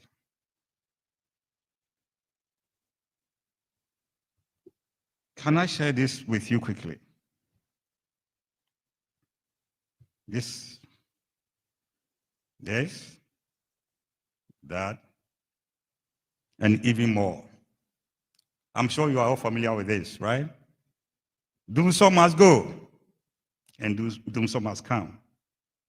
Fix the nation, and all kinds of demonstrations, right? So, for instance, Andre Noor and John Budino, their observation in a recent publication in the Journal of Contemporary African Studies that Ghana has a long history of protests organized by members of the middle class elite is simply, to put it mildly, given the long and historic record of protests in colonial Gold Coast and post-colonial Ghana, I will safely state that protests are in the DNA of Ghanaians. Let us briefly consider two landmarks. In the late 19th century, the Aborigines Rights Protection Society, ARPS stands for, founded by chiefs and the educated elite in the coastal areas in the Gold Coast, protested the Crown Lands Bill of 1896 and the Lands Bill of 1897. The bills sought to grant the British colonial government control over all lands in the Gold Coast. John Mensah Saba, affectionately called Kofi Mensah, is one of the prominent names associated with the ARPS. An astute lawyer and a member of the Legislative Council, he successfully argued against the bill. The bill failed to pass, and in a selfless act of nationalism, Mensah Saba returned his legal fees back to the ARPS. In recognition of his outstanding contributions to politics, education, and law, a residence hall at the University of Ghana was named after Mensah Saba in 1963. Professor Chair, I wonder how many of our school kids,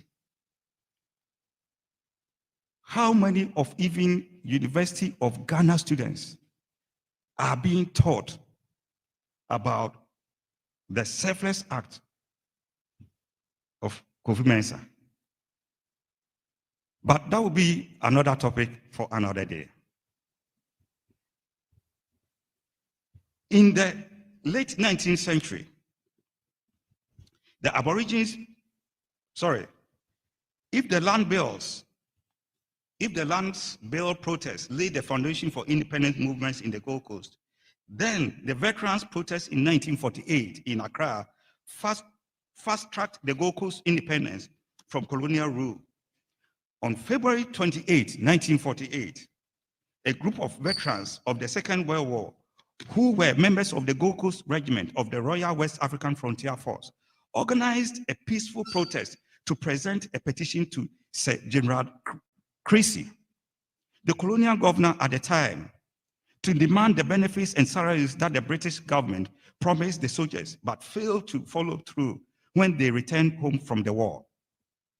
We are informed that the Gold Coast Regiment, who fought the British troops in Burma, were among the most decorated African soldiers in the Second World War. At the gate of the Christiansborg Castle, the British police in charge of the security gate, Superintendent Colin Imrie, ordered the veterans to disperse. When they refused, he ordered the Gold Coast police guard to shoot them. In an act of defiance, the police guard refused. Superintendent Imri took the gun from the guard and shot at the protesters.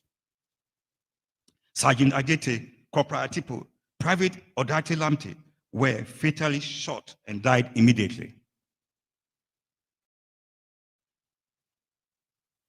This incident sparked nationwide protests, and eventually it was one of the leading factors that led to Ghana's independence from British colonial rule. Professor Chairman, I come to you again. I wonder how many of our students here in our educational institutions are learning about these selfless acts. And once again, it's a topic for another time, another space. To be clear, protest movements use the power of songs and dancing to mobilize and garner support for the movement as they march through the streets to the location where they intend to present the petition or intend to occupy. This point is not lost on Omotayo Jalosho in her ethnographic study of protest songs in South Africa. While recognizing that protest songs constitute a distinct aesthetic terrain with embodied and emotive effects, Jalosho contends that protest singing is a recurring and sustaining element integral to collective mobilization. Musical performances associated with protests in Ghana can be grouped into two types.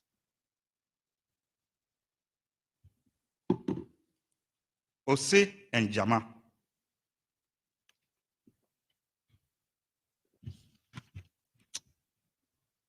Ose is exclamatory and a rallying cry in a hearty speech mode with no consistent instrumental accompaniment, or in other situations, intermittent instrumental accompaniment played on the dawru or dawruta. At its core, Ose provides spiritual and emotional grounding for protesters, and at the same time, set the mood for fleeting moments of jubilation in the minds of the participants as they deal with the uncertainties surrounding protests. Ose is usually led by one or two singers who engage participants in a dialogic call and response play. Here is an example of Ose in one of our protests. As you can see, this is not my recording, this is clip from the internet, owned by Joy FM.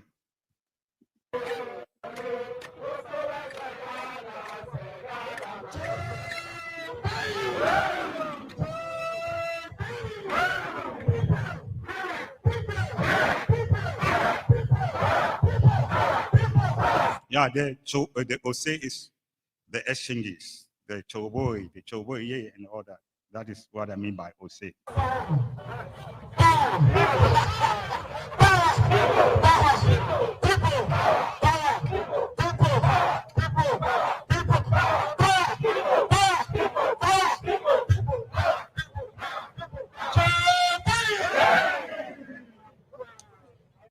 All right.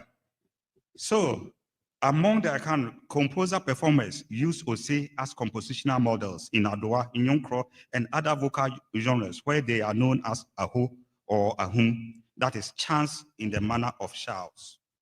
On the other hand, Jama usually consists of frivolous songs meant to create fun and to provide spiritual and emotional grounding for protesters, and as artistic mechanism to sustain the mood of protesters who usually protesting, which usually lasts for several hours.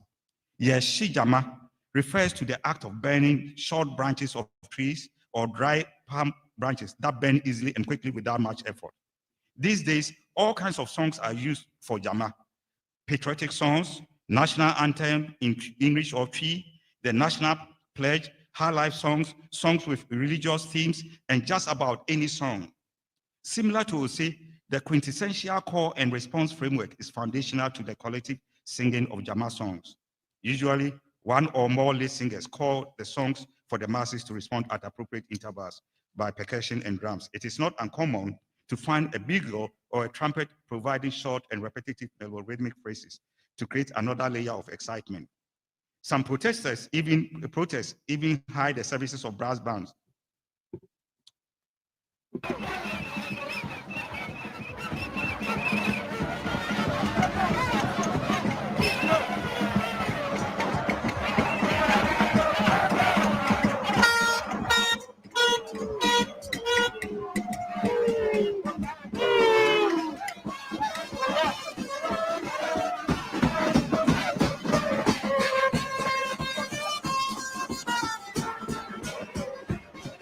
All right, so in the interest of time, I think you get the idea.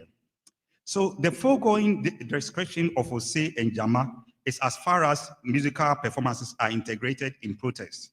Artistic performance of core grievances by protesters and artistic reception of petition by leaders of government, corporations, educational institutions, financial institutions, and others are, however, missing in Ghana's democratic dispensation and protest movements.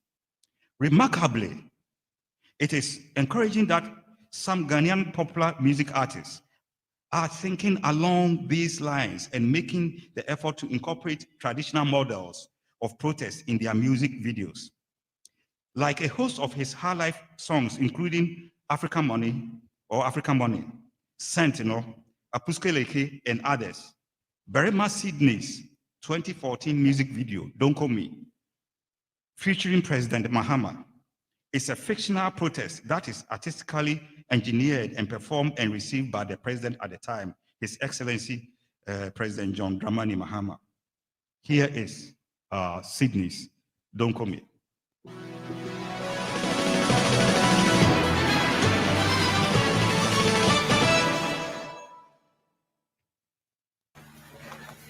Hip life musician Berema Sydney today paid a courtesy visit to the president, His Excellency John Dramani Mahama, at the Flagstaff House. Ow, Mr. Presido, Mobo Ghana, don't call me. If you know the feel kitchen heat, if you know if you pay your water bill, if you know the feel kitchen heat, if you know if you pay your water bill, everybody don't call me, everybody don't call me, everybody don't call me, hey, I don't call me, don't call me. Hey, I don't call me. Oh, my body don't call me. Yeah, don't call me. Can be beats. Hey, in your second test. Yeah, I go. I didn't know. Mr. President, you there? Hey, I didn't know. I beg, open small. It be me. You know they guide me. Berema. I see. You the last shot. Oh no, I dey feel you. Azoto, Akaida. I'm not saying you get swag. This be just wake up call. Hey, wake up call. Anyway, what they go on? Yeah, today I'm out for be with you. If you say you know the fish swag them, all campaign time, they show love. Press it do, shine your eyes. People they chop wanna do. Who or you need to go. You know they see top. Go to out. System high. Day in and day out. People they hustle. Light bills. Water bills. Yeah, transport. Wanna salary. Down. Ow, Mr. Presido, Mobo Ghana, don't call me. Yeah.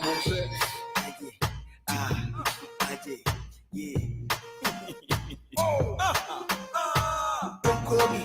Never ball, don't call me. Never ball, don't call me. Hey, I don't call me. Don't call me. Hey, I don't call me. Oh, Mobo, don't call me. Yeah, don't call me. One man from a road top. Anytime he sights me, they ball. One woman like that too.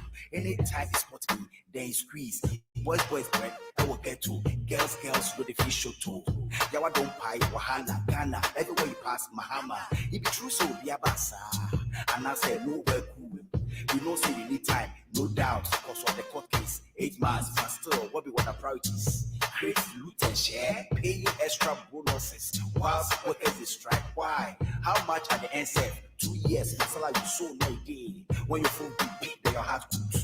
What's up there? Don't talk. If you there, people they say no. If you know be so long. You know, they say I won't play politics. Rather, you they play me. Boys, know the fee album.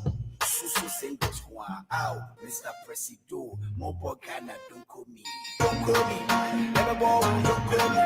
Never ball, don't call me. Oh, hey, I don't call me. Don't call me.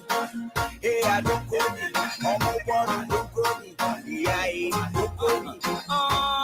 Presido, all be that too.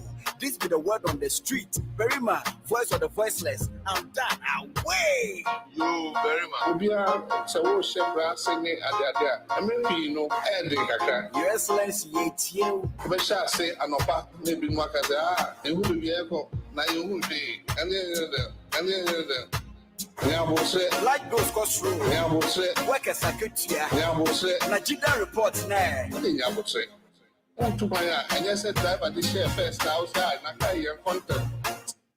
So, oh, then maybe I should allow you to finish.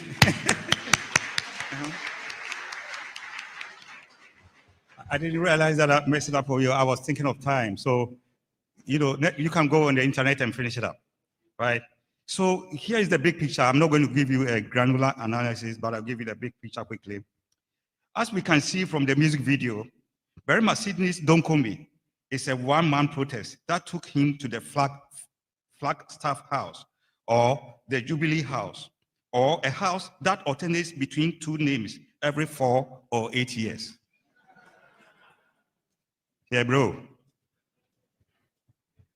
Unlike Akawodie, which is based on an artistic and cultural symbols and chieftaincy institutions of a single ethnic group, the Akan, Sydney is faced with totally different sets of issues affecting the whole nation. Further, Don't Call Me is categorized as modern Ghana music, hip life, and as such, it is popular music, it is pan-ethnic, it is cosmopolitan, and mass-mediated. Conscious of his national and perhaps international audience, Sydney deploys his skills as a polyglot and combines Twi, Hausa, Pidgin English, and thus resulting in code switching in the song. Since Don't Call Me is organized as a performed petition, it resonates with Akawodie.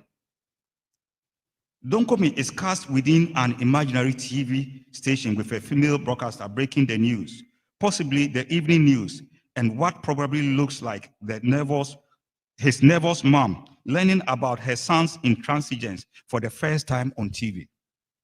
What is striking is that we could see Sydney walking to the Flagstaff House without agitation, no anti-rat police, no noise, no chanting, wearing of red and black. In fact, he is dressed in all white shirt and long pants. Sydney shares a presidential couch with the president, and similar to Akawodie, Sydney uses the access gaining device, AGO, to verbally intone, and then the verbally intone knocking slide.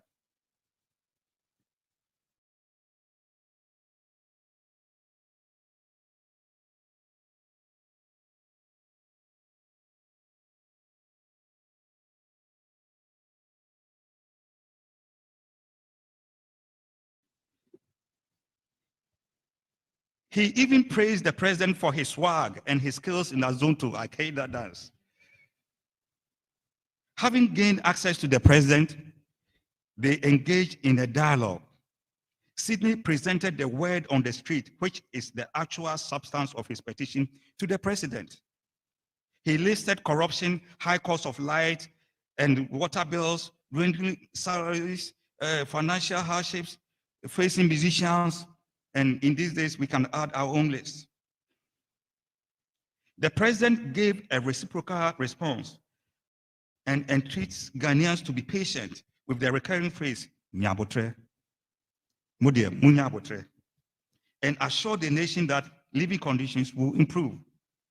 Sydney signs off by reporting to Ghanaians that he, the voice of the voiceless, has accomplished his mission. Musically, Don't Call Me is danceable, and I saw most of you dancing in your seats. And it is based on uncommon rhythmic topos with 3 attack points, which begin on the offbeat and highly dependent on the bass.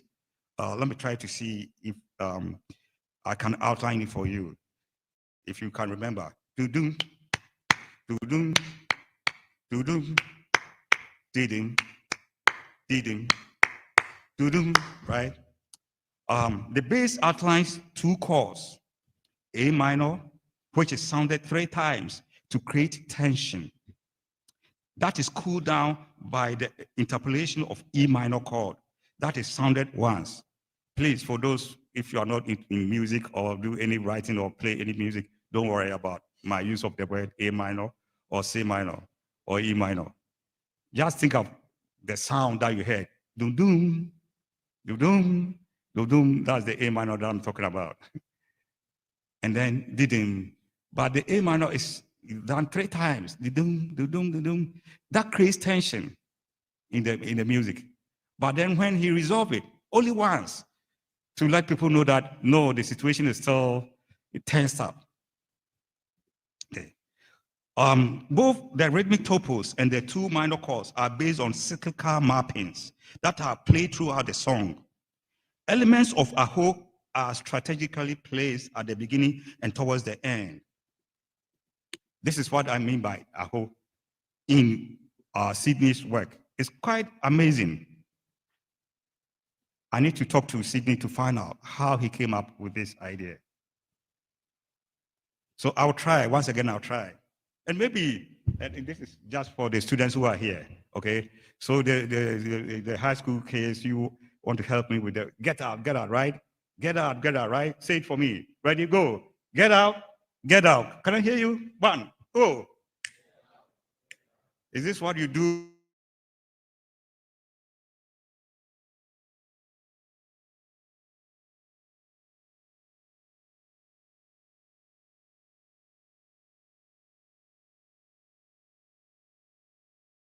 If you need to feel the kitchen heat, if you know the fit, what? If you know fit pay your water bill, yeah, Bonnie, don't call me. Yeah, Bonnie, don't call me. Yeah, Gana. All right, thank you. Gesture in Sydney's piece, like Akawodie, resonates with what I showed you in Kete. It is clear in conformity with Ghanaian values, the sitting posture of the petitioner and the petition and the positions of the arms and hand gestures follow prescribed codes for civil discourse and non-aggressive posture. On his part, the president's arms are rested upon his thighs with his hands, with his fingers interlocked. On his part, I hope you can see it very well. Sydney's palm is clasped together and closer to his chest, like this. Another gesture symbolizes me power child, please. And you will see Sydney with this kind of gesture in the song, me power child. You all know, please. There is also the non-aggressive posture of open arms. And lastly, the symbol of peace when both palms are brought together and closer to his chin. Similar to the Kete songs, Sydney's petition channeled through artistic mediation successfully avoided violence or even insults. The fact that Sydney conceived of a performed petition is indicative that there is an awareness of artistic coded petition in our cultures. The implication of performed petition or the artistic mediation of petition for democratic dispensation and protest movements in Ghana is that it is founded on Ghanaian values with built-in deterrent for chaos and violence and ensures the orderly function of state.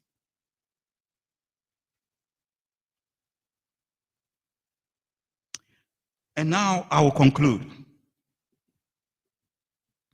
In the aftermath of the burial of the Asante Hima on January 19, 2017, The stakes were high for all Asante citizens as they contemplate on the potential successor and the potential scenario that a wrong appointee may unleash chaos and violence in the kingdom. Taking advantage of the former setting in the Ukudai ceremony on January 25th, 2017, a group of women, members of the exclusive Kete Chorus, performed a petition indexing contrapuntal voices of the masses directly to the Asantehene. Connecting with Nushin's questions framed around the power of music that creates the space for agency and empowerment, are presented four crucial factors related the artistic mediation of petition. The critical role of women in matrilineal society in matters of lineage, kinship, and governance, and the artistic immunity ascribed to musical performance. In the absence of the Asantehene who presides over the Kete Chorus, members of the Kete Chorus collectively stepped in to execute the role of a mother in the Matri clan. They came to counsel, advise, caution, and warn the ruler to deeply reflect on his choice to fill the vacant stool. Keenly aware of their artistic immunity, they were able to navigate and negotiate communication strategies in formal spaces, to engage in the political dialogue, to lay out diverse registers of concerns to the Asantehene. I selected the first song unit, Akawodie. It is your turn for formal analysis, poetic and rhetorical devices, and gesture and rhetoric as artistic enablers for the performed petition. I then concluded with a brief discussion on the implications of the performed petition for democratic governance and protest movements in Ghana. Although singing is integral to protest movements, they are limited to Ose and Jama, and that there is a total absence of artistic mediation, whereby the main issue or issues are artistically coded and delivered through a musical performance, as seen in the Kete performance and Burma Sydney's fictional music video, Don't Call Me.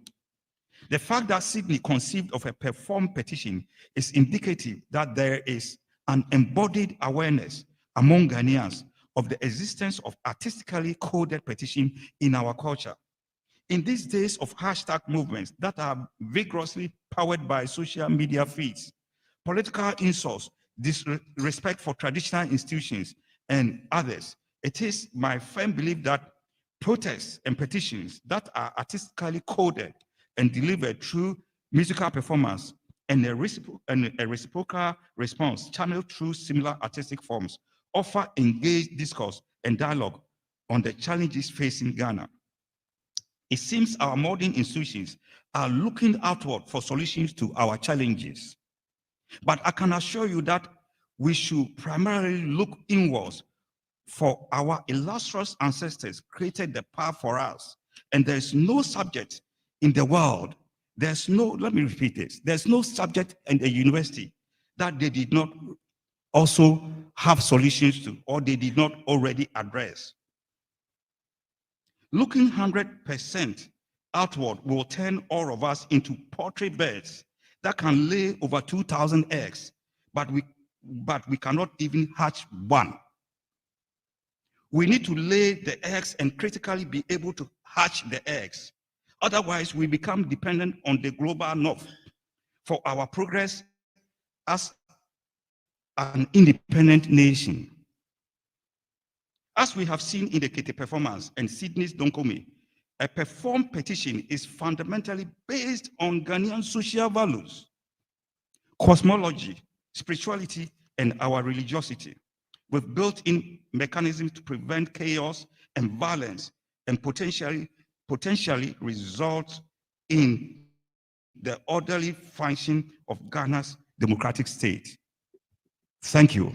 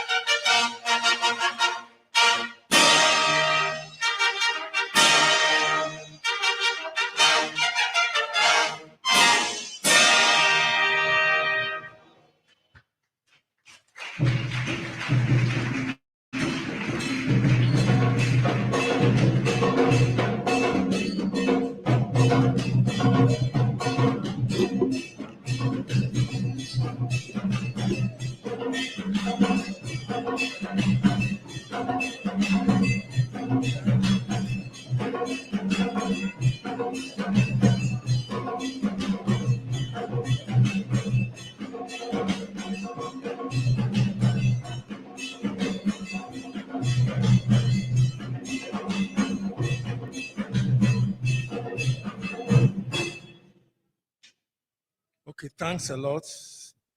Another round of applause for Kwasi Ampene.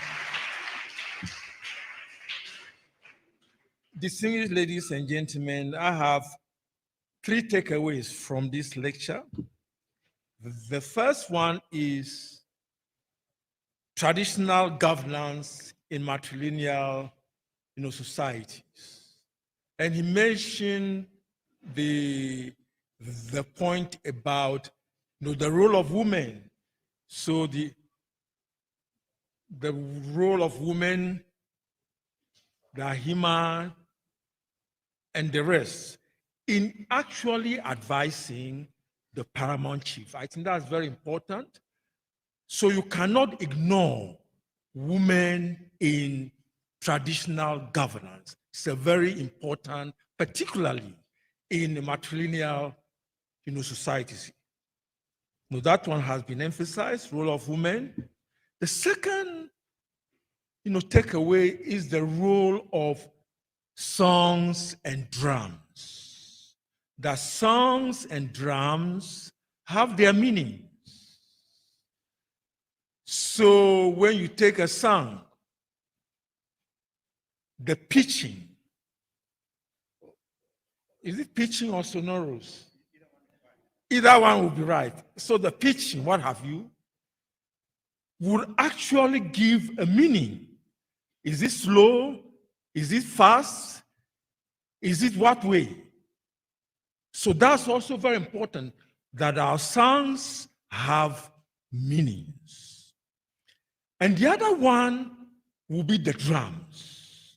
So if you look at the drums, the way they are played, the small one, the middle one, the big one, what have you, they all have their roles to play. And over here, and I think I need to throw a challenge to those in ethnomusicology. Have we been able to codify our songs and their meanings?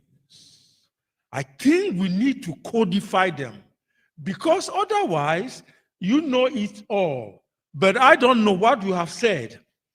I don't know anything about the song which you mentioned it. You mentioned one about "It is your turn." What does it mean to me? It doesn't mean anything to me unless it is codified. It is written that if you have taken this song, this is the meaning, and it could be played or it could be sung at this time, what have you. So the songs will also go with, the ceremonies, but the codification is very important.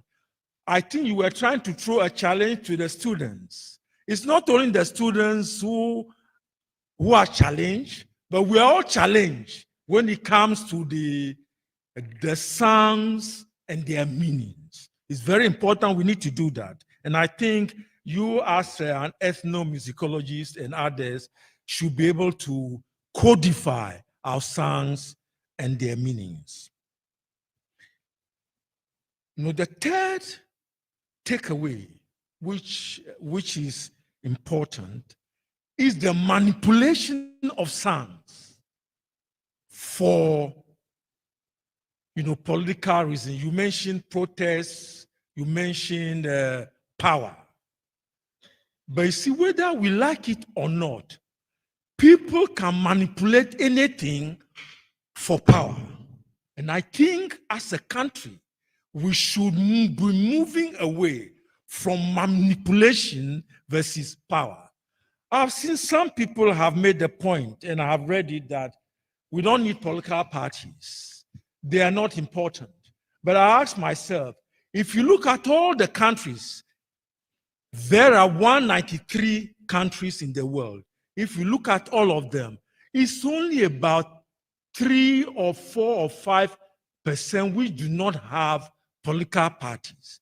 But where even China, all the countries where you had a development was done by political parties, irrespective of the variant of political party, whether it's a single party, a multi-party, or what have you.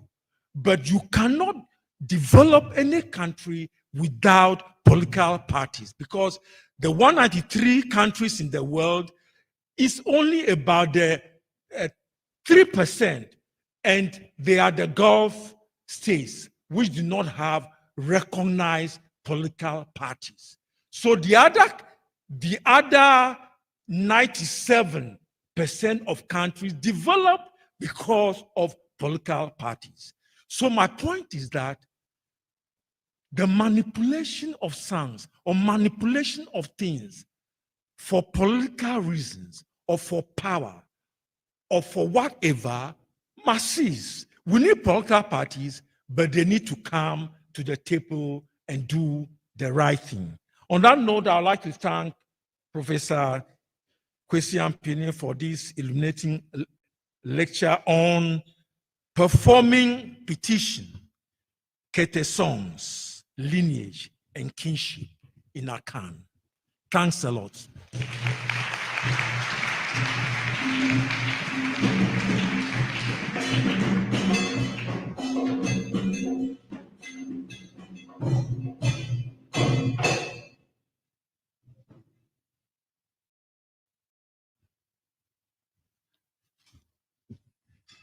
Thank you, Mr. Chair.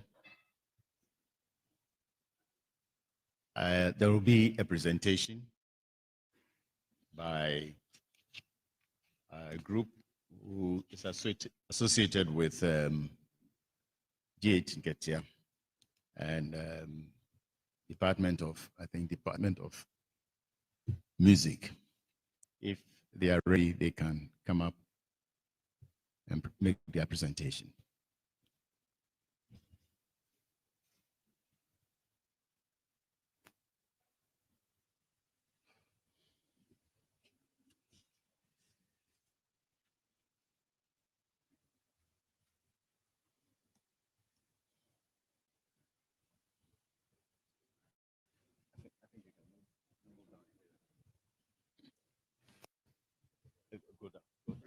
Go down, yeah, go down and see.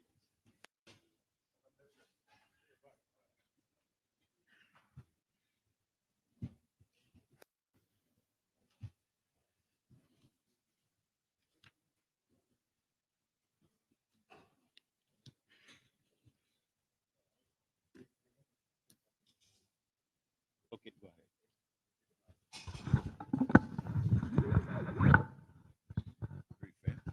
Yes, thank you very much. Good evening. Congratulations, Prof. Thank you so much. So we are here this evening to show our appreciation to you. Since 1995, Professor Kwasi Ampene has been documenting music and dance forms in Ashanti region, and other spaces in the, within the Akan cultures. And he's deposited all these materials in the J.H. Kwabena archives. And we want to use this opportunity to appreciate him for this very kind gesture and to let him know that what you have done, current and future generations will forever appreciate you. Thank you so much, Prof. Thank you. Congratulations.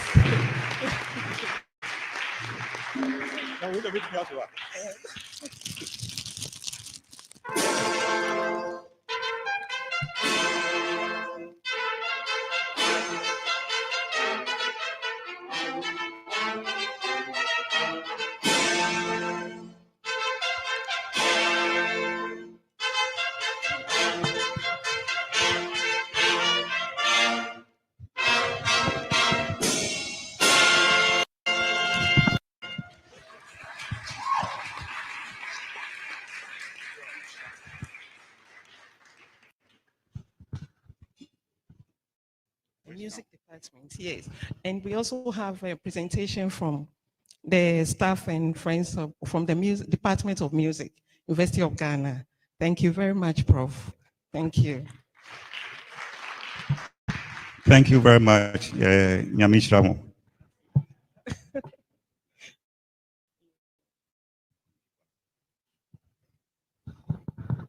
Thank you.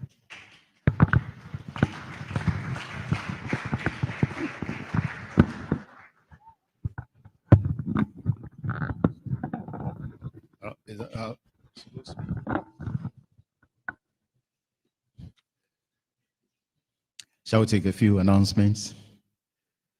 2 upcoming events. On Tuesday, June 18th,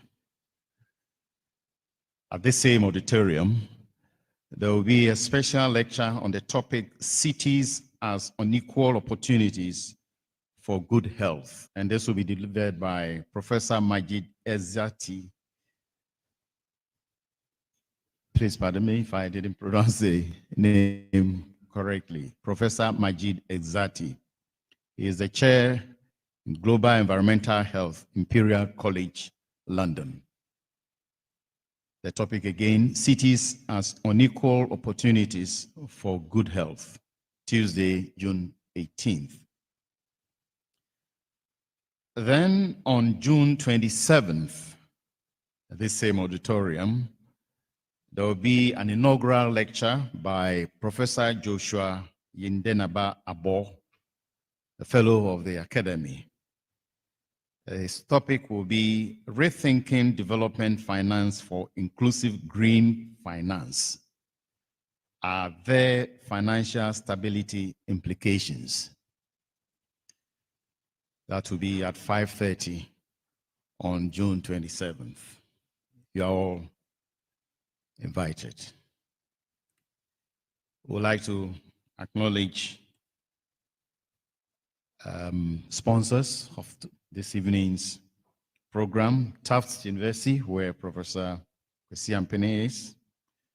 We also acknowledge Dr. Sam Jonah Capital, Oheneba Akwesi Abeye, and Tina Sewa Anochi of Rafi Glass. Okay. We have, I think, 3 schools. I can see Presec, Wave. Okay. And then we have Laboni Senior Secondary School. I hear. Senior High. Okay. Thank you very much. And then Accra Academy. Very good. Is there a school that I have missed? Is there another school that I haven't called? Okay, thank you very much. This evening's program, we have had some troops or groups in attendance. We have Sika Nyonkro. Sika Nyonkro. They are the back there. Okay, all right. Then Odomankuma Anyunsem Chiami. Okay. And then Ankasekiti. They were here. Ankasekiti. Okay, good. Oh, please, let's applaud them if they are here. Good. Then we have Nana Asasi. Nana Asasi. Very good. Okay. Then Osei Crunchy. Yeah, and his daughter. Police fanfare team. I think you heard them loud and clear. And then we had the police dance band, Big Six Band. They are at the back there. Okay. All right. Okay. Let me once again say you are all welcome, and we especially welcome His Excellency President J. Akufo.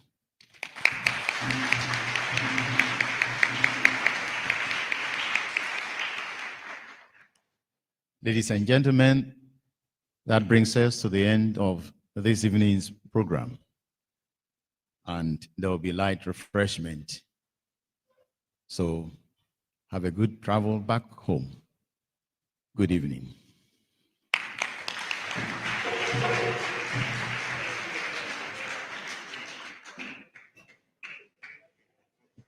And is this your hand gift too also? And this one? Okay. Thank you, sir.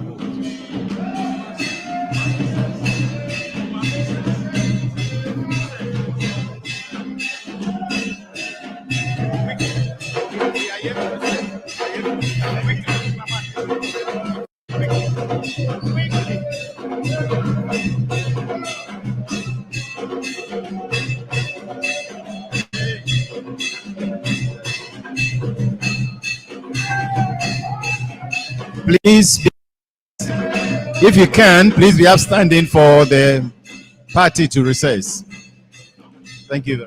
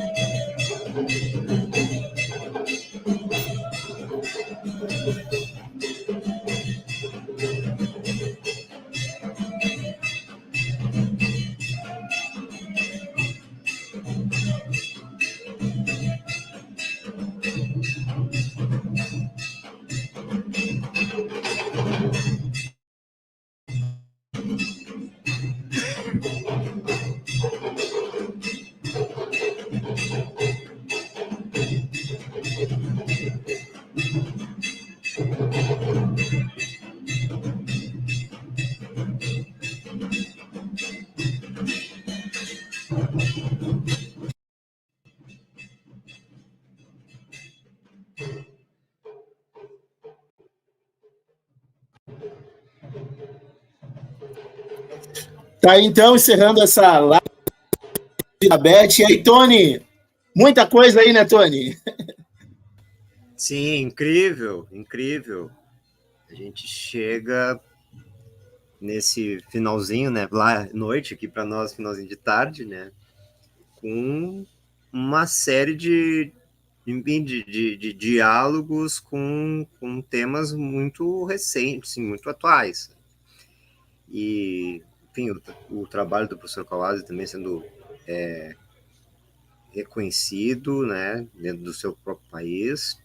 E a gente também fica muito feliz aí em ver, né, quanto a gente, enquanto associação, né, tá podendo compartilhar esse momento aí em Gana também, do trabalho todo do professor Kwasi, né. Então, a gente podia fazer aqui muitas considerações, né, mas acho que no processo todo, né, vai ficar disponível aí, a gente vai poder trazer aí mais coisas aí para as pessoas também fazer as suas percepções, escutas, né, e principalmente, né, as leituras, né, em relação ao que o professor Kwasi trouxe, né. É isso aí, Tony. Então vamos encerrando então essa live, deixando disponível para todas as pessoas que queiram assistir mais tarde esse trabalho maravilhoso aí do professor Kwasi, né, Kwasi Ampene, que nós tivemos a honra, né, Tony, de trazê-lo na nossa associação em 2022, no primeiro Enapom, e que trouxemos um pouco dessa relação dele aí com a Academia, né, de Arte e Ciência de Gana. Então, ele é uma referência internacional, né, um etnomusicólogo, musicólogo, né, da musicologia, herdeiro da musicologia africana do professor Niketia. Eu quero te agradecer também aí, Tony, mais uma vez, né, pela tua participação aqui junto com a gente, e esperamos aí trazer o professor Kwasi no Brasil em breve novamente, né, quem sabe aí para o segundo Enapom, já dizendo para os nossos associados da ABET que estamos programando aí o nosso segundo encontro regional da ABET, que vai acontecer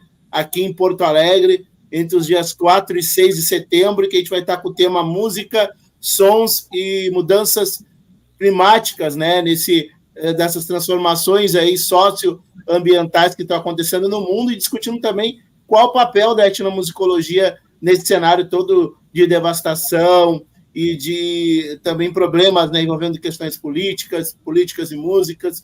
Então, a gente está preparando uma programação aí com especialistas desse campo da ecomusicologia, que vão estar aí colaborando com a gente. Então, já queremos deixar aí para todas e todos o convite para estar junto com a nossa associação aí durante esse período de setembro. Então, em breve, nós iremos colocar aí o link para inscrições lá no nosso site da ABET, né? E dizer que esse evento, né, que nós apresentamos hoje, a gente teve um problema aí na questão da transmissão, da tradução que iríamos fazer, então a pessoa que ia fazer acabou tendo problemas técnicos, mas a gente acredita que quem sabe nos próximos meses a gente não coloca uma segunda versão, né, já traduzida aí para o público brasileiro. Mas a gente acredita que muitas das pessoas que fazem etnomusicologia no Brasil, né, dominam muito essa língua inglesa, e também nós vamos colocar dentro do nosso site também a legenda, para que as pessoas possam, né, pelo menos conseguir traduzir ou ler, enfim, traduzir os textos aí para português. E hoje, com as técnicas que tem, né, Tony, de tradução, de transcrição, tá tudo bem mais acessível. Então, agradecer mais uma vez aí, Tony. Nos encontramos, então, nas lutas, Tony. Está certo. E mais uma vez aí eu me solidarizo com a situação toda, né? Nós estamos no Rio Grande do Sul, mas em lugares diferentes, né? Tentando fazer esse apoio, essa ponte, né? Aqui na região da fronteira, a gente também tem aqui os amigos de Pelotas e Rio Grande, mas também a gente está fazendo esse encaminhamento de ajudas, né? De suporte. Eu reitero também que quando na dificuldade dos auxílios, né, que a gente possa ir compartilhando hoje em dia, e a gente percebeu, principalmente do pós-pandêmico, né, que as redes sociais têm um potencial gigantesco para poder fazer esses apoios, né, para, enfim, das mais diversas possibilidades, né, então acho que é nesse sentido que eu continuo aqui, na sensibilização com colegas, artistas, músicos da região de Porto Alegre e do estado também, né, que passaram por todo esse problema, né, e que vamos encaminhar essas pautas, essas discussões, né, para o nosso ABET aí regional, né, que em setembro, né, Pedro? Uhum. Em setembro. É isso aí, Tony. Obrigado, Tony. Então, obrigado a todos e todas. Encerramos, então, a nossa live da ABET. Até mais. Tchau. Até mais.